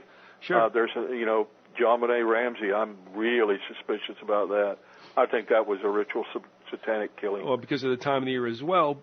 Yeah. But again, anyway, Adam Gorightly got an email from supposedly Maury. I mean, it was a person who, all right, he gets an email. The email address is Maury's. Nobody's heard from her for years. He sent it on to me and asked me, do you think this is she? And I thought that was interesting. You know, Adam's a fun guy and all that other stuff, but he's serious about a couple of things. He just wasn't sure if that was the email, that kind of email that Maury wrote. So right. We don't know. Right. Maybe trying to compare her style or something. Well, yeah, and she was trying to promote somebody else who was coming out with a book on something. So yeah. Anyway, but William, the point with these two women is that they share the same story about being raised up by their parents with like no compunction whatsoever about giving up their daughter for whatever they could exact from it. And she knew Jack Parsons. And she did, wow. out there. So she winds up out there. Kathleen, and in fact, I always mention the fact that as Harry and I were listening to Kathleen tell the story, Harry's looking across the way to me, and he gives me an indication like he's got something he's got to ask. And I said, fine. And then I said, Kathleen, if you will, Harry's got a question. And Harry said, Kathleen, are you saying to us that there's a little Deutsch in Pennsylvania Dutch? And she said, absolutely. So my wow. point is, you've got them coming over to the United States, and this also harkens back to what was fictionally or otherwise promoted in the book Boys from Brazil. Because where does Sir Laurence Olivier wind up? He winds up in Pennsylvania. In Southeast. Let me tell you something. I know you're familiar with that, Liz, but my ex-wife was Pennsylvania Dutch, actually Lutheran, not Mennonite or whatever. But I've been to that area more than one time on family vacations to visit her parents and relatives, and it would be very easily for somebody who spoke only German to blend in, to fit into that culture, and because the older people there all speak German. They speak the dialect, known as Pennsylvania Dutch, right. to each other in the stores, on the street, and everything else. And I could easily see that happening. I'm not saying it did just because I saw that, but it could very well be that somebody could fit right in. Without a doubt, and that's where that goes. And again, people forget, because of California for the most part, that California is always thought of as the state of all kinds of occult groups and religions. But Pennsylvania, before California, Pennsylvania was home to all that. whether you agree or not with whatever. I mean, where do the Quakers go? Where do the Mennonites go? So it's places where they're tolerated, and there tends to be once a tolerance of groups that might be considered strange otherwise. Once that tolerance is there, then people tend to move there because, hey, if they tolerate this, then they'll tolerate us too. Right. Well, it's just like Crowley in Bohemian environments. Everywhere he went, every country, it was always Bohemian, whether it's Paris, it's Greenwich Village, it's the Bohemian part of London. Weimar, Germany, yeah. Weimar, Germany, everywhere. It's I'd like to ask you about that. That's something I forgot to ask you about. What do you know about his dealings there in Weimar, Germany? Was he involved with the art? Well, it's a good question. I mean, I wish I knew more. Crowley in those years was very mobile, but I know that I know that in one of the talks that you and Viz had, you talked about Christopher Isherwood, and Isherwood was an acquaintance of Crowley. They spent time together eating and drinking, and I mean, I need to do some more research on that regard. I got to read all the Isherwood stuff, but they also had the same kind of, Crowley was pansexual and Isherwood was homosexual, so they had kind of similar. That's interesting. Pansexual? Excuse me, but yeah. I mean, yeah, he was trisexual. Would try anything. Exactly. No, but go ahead, William. I'm sorry. So anyway, I would love to know more. It's hard to get into that.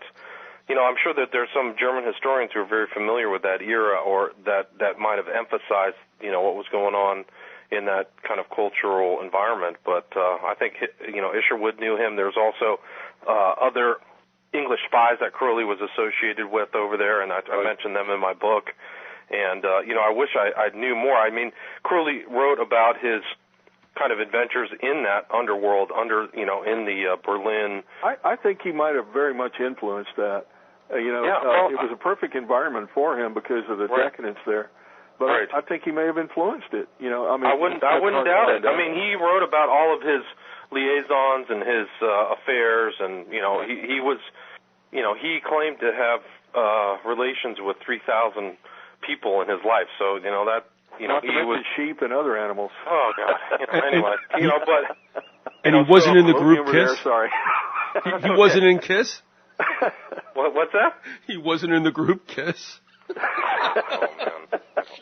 Sorry. Anyway, he's that's okay. I mean, we always do this. I don't know. I mean, there's something wrong with it, I guess. There is. I mean, getting back to your question, there is a lot of room for there's other places in my research that I just were hard to get information on. Just like with his time in Paris, he spent a lot of time Shakespeare and Company and all these other environments in the golden age of Paris, but I can only see it through the eyes of people who are English speaking. I don't speak French, so right. And the same thing with Italy. I'm sure that there's Italians who have great information on Crowley while he was in Sicily, but it's just it's difficult to.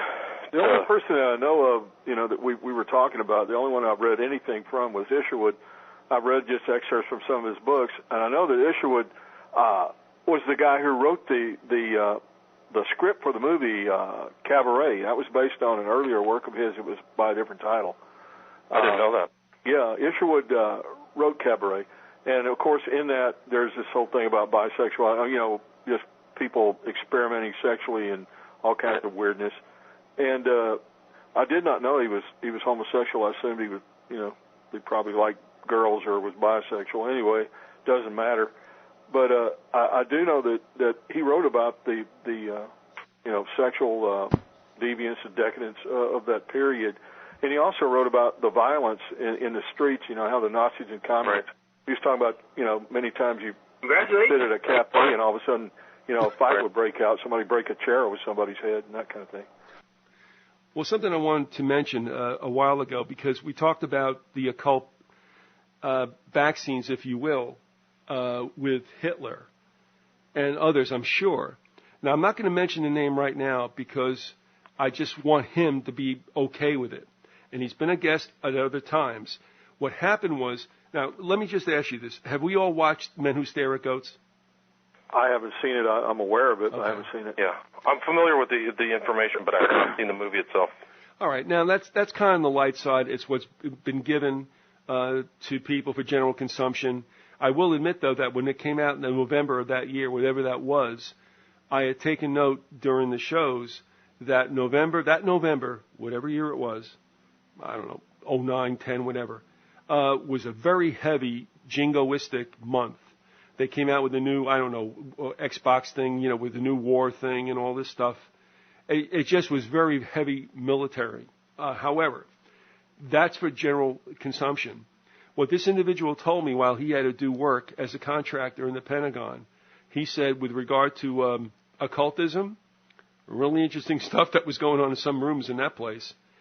And that makes me wonder now, too, in the whole of this, with those who wage war and such, are we really looking at the evil side very much a partner, and no matter who goes into battle? You know what I mean? So we're no different in a sense than anything else, if in fact what this individual said was true, and I believe it was, that there's like a certain, wing, if you will, that works on certain things, and I think we saw a certain manifestation of that vanilla-ized in Men Who Stare at Goats.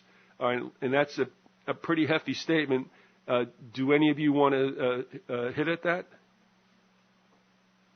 I can talk to that. I mean, Hitler had his own, occult orders and occult and Anarnerby and all these other departments through a variety of his administrative bodies in Germany working on that. And the U.S. has always been, through the CIA, experimenting with mind control, the effect of drugs, and the final frontier is really the spiritual stuff, the ritual magic and its attendant, practices. So I think that, and it's always been there, and it goes back even to the Old Testament, people doing stuff like that, and different groups of people going to war and, having blood sacrifices before wars and all kinds of things like that, and actually sacrificing the people they've captured, whether it's the Aztecs or Mayans or something. So it shouldn't be as a supreme surprise that there are parts of the current American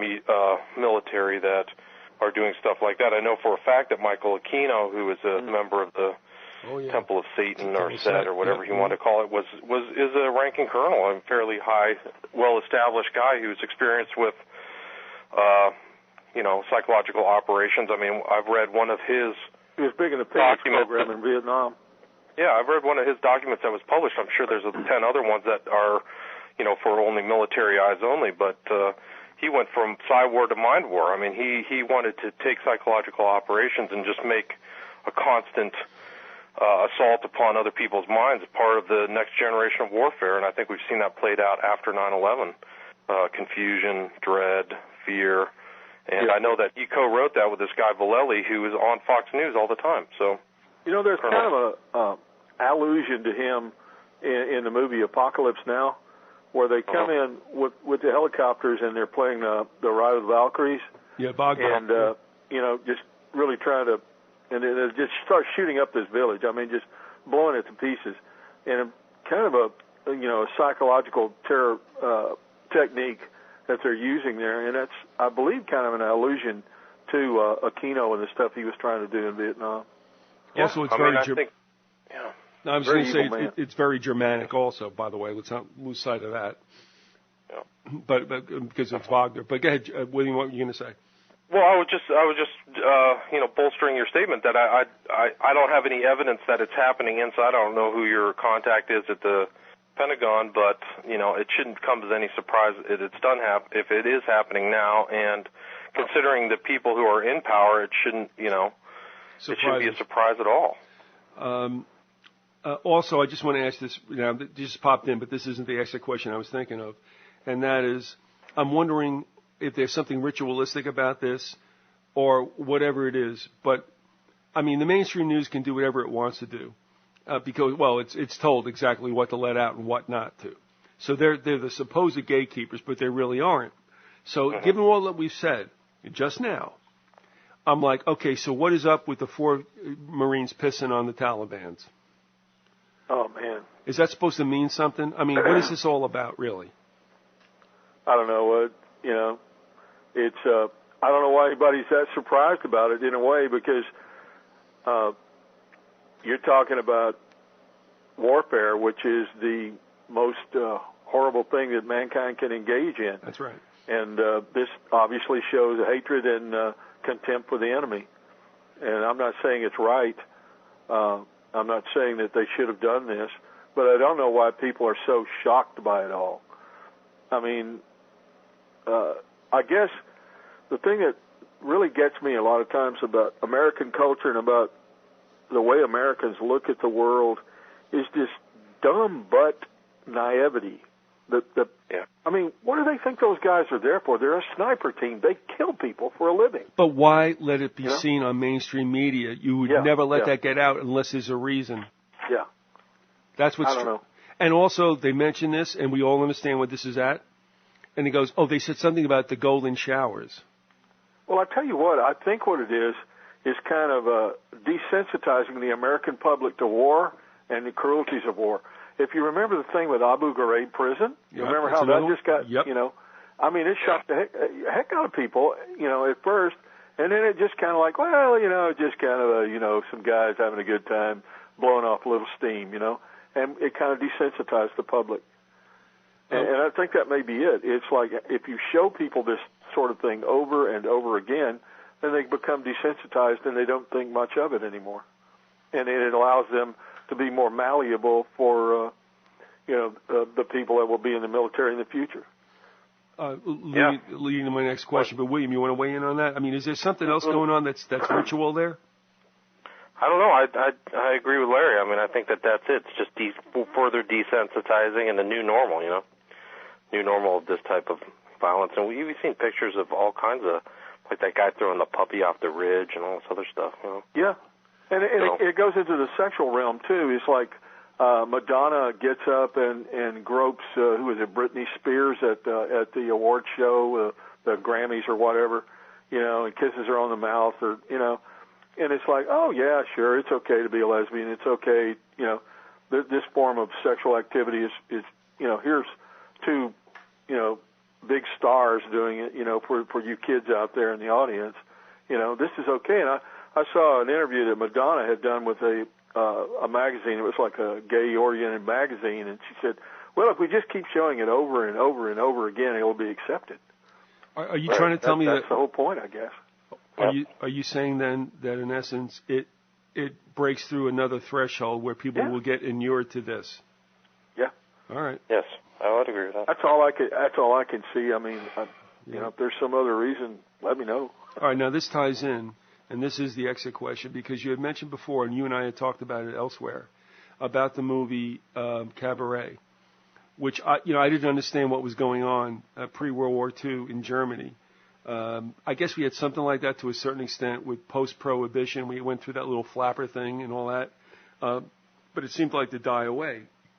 I think the decadence that was portrayed in that movie, I think, was at least supposed to tell us that this is a necessary step toward where Germany's mindset would be to let them go to war. That's my guess. I don't know. But what I'm asking is this. Since really the foundation block for what we have done, Larry, these 22 shows, was somewhat based on ominous parallels by Leonard Peikoff, who said, look, we are headed the same way, and I think there's a lot of validity to that. So, having said that, I'm going to go to you first, and then William, if you would. We can make a lot of what's going on and make it work to our basic schema. I don't think we're doing that. I think that it is just human behavior. It's civilization behavior. It's been like this forever. But we're the last, or at least the most recent manifestation of it. What am I saying? It was hard for me to understand, and William, you do, and Larry, you do, that Germany was a high culture place. I mean, I would always equate that for some reason with France and any other place but Germany. But Germany was where it was at that particular time. And then I think I can say this accurately, some sort of decay began. Right. Well, so, the Nazis made a great deal of hay off that. I mean, they went to, the more conservative elements of German society, middle class people, they brought out that, this bohemian thing, the leftist, are bringing about is destroying what we need is the culture of hard work and the peasants on the farm and the family structure and personally I agree with that, but they were just using that as a means of getting into power, because really when you look at the Nazis themselves and in particular the brown shirts and their leadership, they were a bunch of flaming homosexuals. Yeah. It was they even went. There was a big scandal several times in major German cities where they would go and make out with their boyfriends, so to speak, or even it made it very obvious to the public that they were homosexuals. And then if anybody objected to it, they would start a fight and beat the heck out of everybody. It was the decadence there was something, though, that to the unsuspecting public who didn't know how corrupt they were, they used it against their opponents and said, yes, we're going to get rid of all this when we come to power.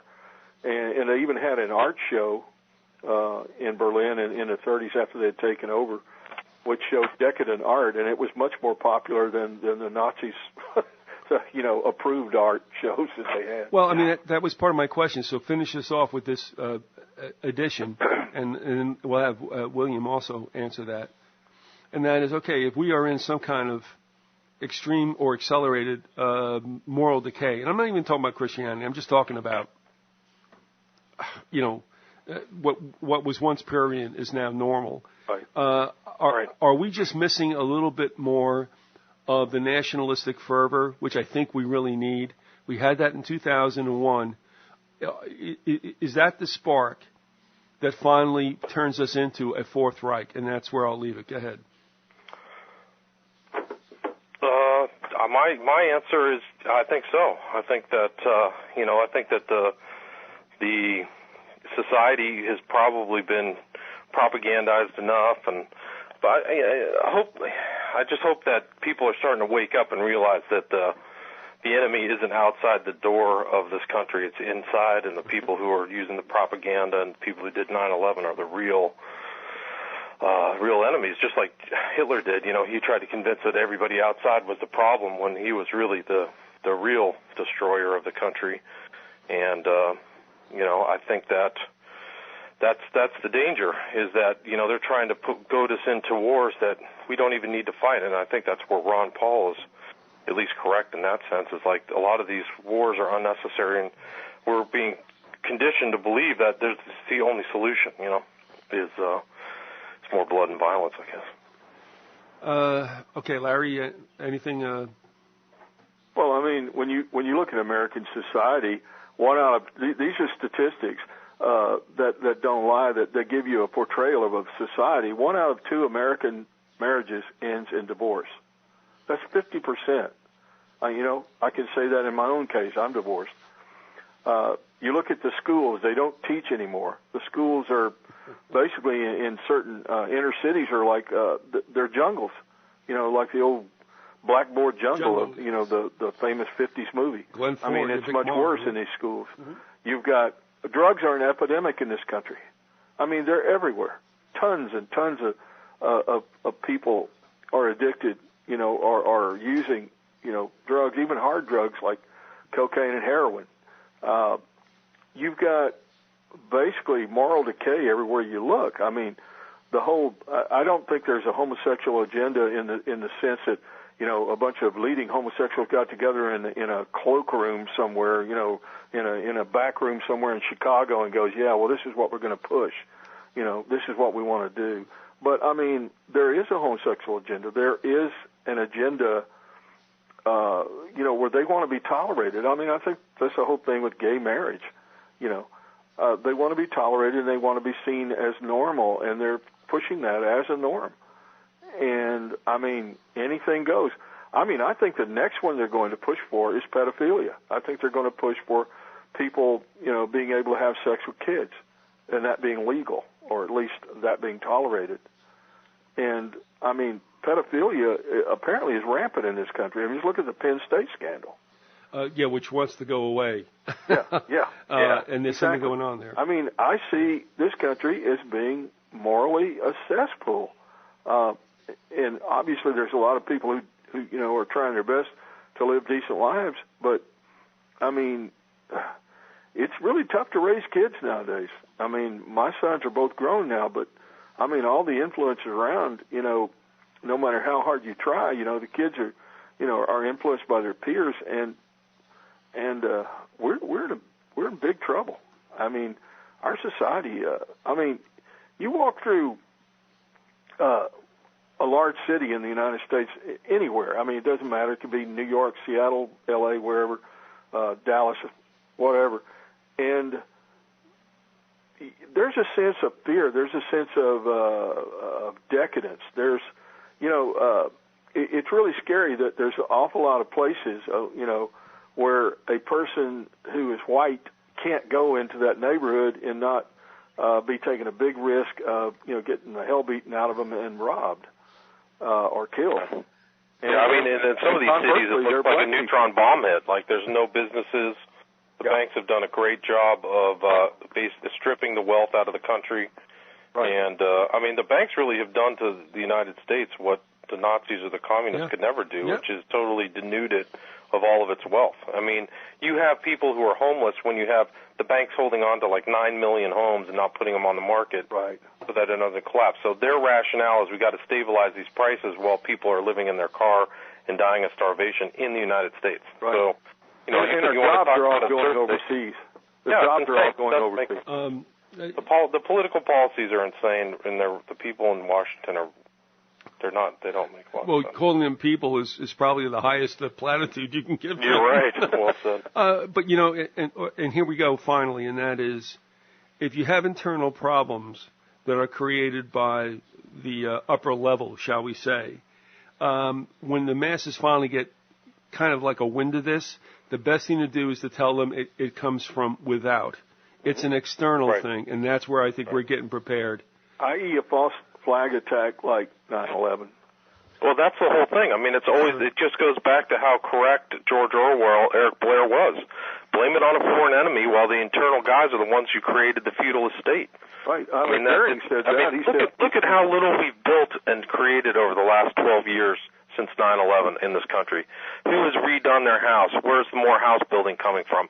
It's almost like it's stagnated. It's actually degraded while we spent all this money on bogus wars. I mean, it's not like it's not like Blair was reciting a playbook, but he just knew how the system worked. Right. Blame it on an internal enemy, solidify the class structure, and, I mean, that's one of the things that disgusts me, among other things, about Alex Jones, is he's always saying the foreign-owned banks or something like that. He always repeats it. Well, that's a bunch of hooey. The banks are right there. The banks that caused the problem are right down the street. They're 2 blocks away from where I live.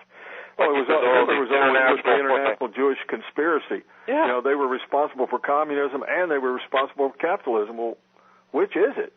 Yeah, really. Yeah, so, just blame the other guy when it's the real problem. The real problem of America is in country. It's nothing outside our borders. So, I mean, to blame it on problem, I believe. I agree with that too. Problem of greed, but greed is really a spiritual condition. It's an evil spiritual condition, I think. Oh, I agree with that too. I mean, greed isn't even about money. It's about wanting to have more than the other guy and not have some kind of egalitarian sensibility. Like, I've got it all. You're nothing. You're eating out of a garbage can. I get steak.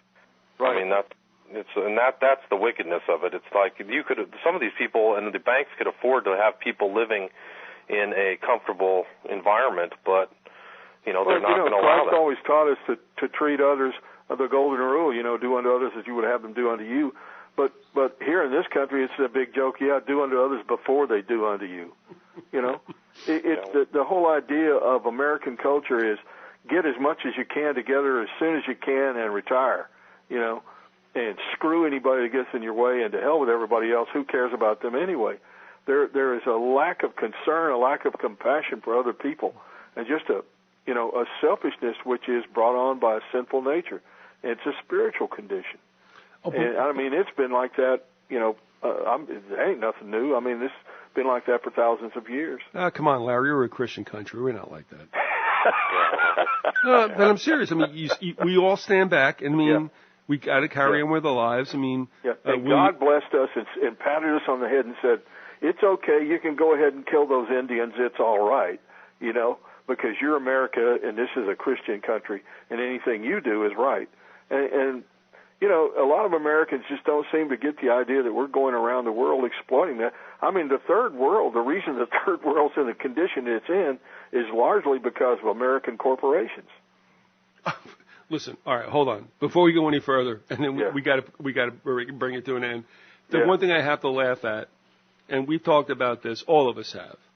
Corporations have been farming jobs out since the 70s, but they continue to do it even in the face of the employment problem we've had. Verizon and J.P. Morgan have been farming jobs out, and that's just two. They're not the only ones. So I have to laugh because when I look at the politicians now, when they get into their whore mode and they want to have to actually move amongst the unwashed masses, right. They're blaming.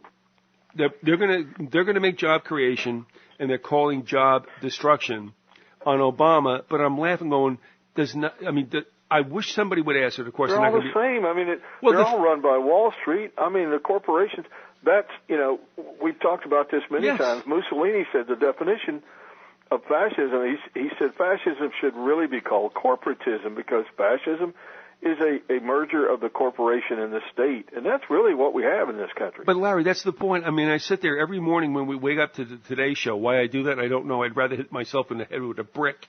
But I watch this stuff, and I'm like, I look at Mitt. The pain. Well, I mean, I look at Mitt Romney. He looks like a little kid who's trying to get as much out as he can because he needs He is a corporate raider. That's what he is. That's what he does for a living. I mean, they talk about this thing with Bain. I mean, he goes in and they fire all the people that he possibly can, and scale the operation down and then sell it for a profit. It's a corporate raider. That's what the man is. I mean, Wall Street, the movie Wall Street. I mean, if you've ever seen that. Yes, we have. That's what that dude is, man. I mean, and he comes on, look at me, I've got a big family. I have family values. No, you don't, you SOB. What about the families of all those people whose jobs were lost because you went in there and started cutting people? Larry? Care less, Larry? Yeah. Back away from the phone. I'm sorry. Yeah, we're going to have to hose you down after this. But that's okay. Step away from the microphone. But my point was they don't talk reality.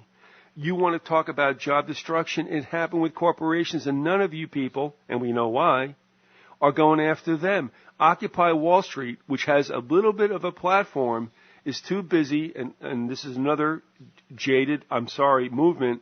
They're going after the salaries that 1% get. I don't care about that. Let them have their 1%. Just don't ship the damn jobs overseas. And that's what we should be talking about. Well, that's the thing. There's no way that an American worker can compete with, say, a Chinese worker. The average Chinese worker makes about 50 cents an hour in a factory.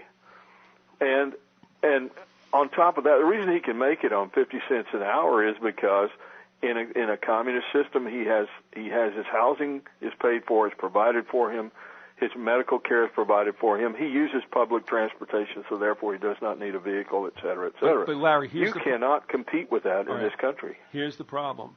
That's okay. Fine, you're going to do that stuff? Yeah. But what has always bothered me, I'm not even talking to the microphone. I'm talking to something else. I'm getting worked up too. But my problem is that when this is what I said back when I was a kid in the 70s, which I think I actually spoke truth because it was so like common sense, but somehow like it doesn't work.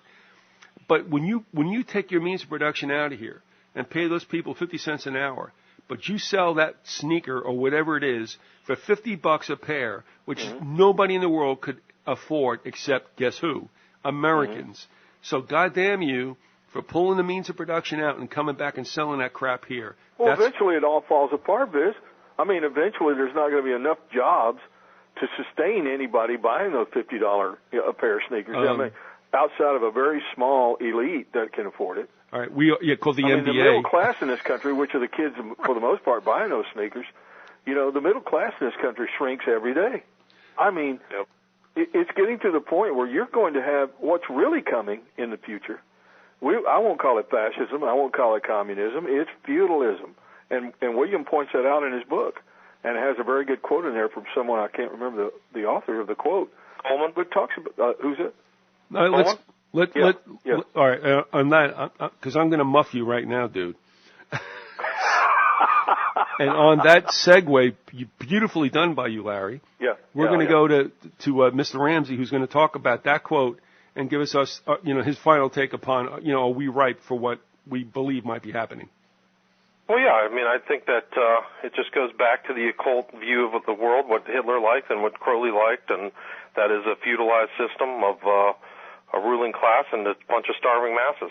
Something medieval, and I think that that's what we've seen implemented in definitely the last 10 years, if not over decades, probably since the 60s or 70s. And it hasn't really been pushed back or stopped at all. And it's probably going to continue. And, that's the New World Order for you. All right. And finally, let me just say this to you. Because you're in a situation where you're raising children. Now, we, Larry, you, me, we email and talk to a lot of people. And the ones who are hurt the most by the belief that really things are not going to go well are trying to be optimistic because they do have children, and everybody can understand that. I'm like, yeah. Now, let me ask you this. I mean, the reality, but you also have children you have to raise in what is going to become whatever the life is, after the fact. Is there a way you balance that at all, or are they young enough now that you don't have to really talk to them, but you realize what they're going to go to and, Yeah, I mean, I think the sad reality is that we've gone over the ellipse, and now it's just a declining state of wealth. Whereas every generation of Americans was able to give their kids more and more. Now it's just like it's going to be less and less. So my parents less for me, and then it's just going to keep going down based upon the current political system. So they're young enough. My kids are 5 and 9, so I don't have to. And I try not to explain those realities to them, but that's the way things look right now, as long as the Americans don't stand up and fight against their political oppressors that are in the country and the banks that are in the country. Well, as long as we have two parties and they get all pissed off at each other, we are still just digging a bigger hole. I'm sorry to say. Look at Obama. He was supposed to be hope and change. All he is another banker stooge. I mean, come on. Well, listen, there is change. Yeah, I mean, things are getting pennies. Worse. So you get pennies. And the guy doesn't even work. He's all they changed is the guy in the seat. They changed the face of the guy who's in the seat, and they're all controlled by powerful financial interest.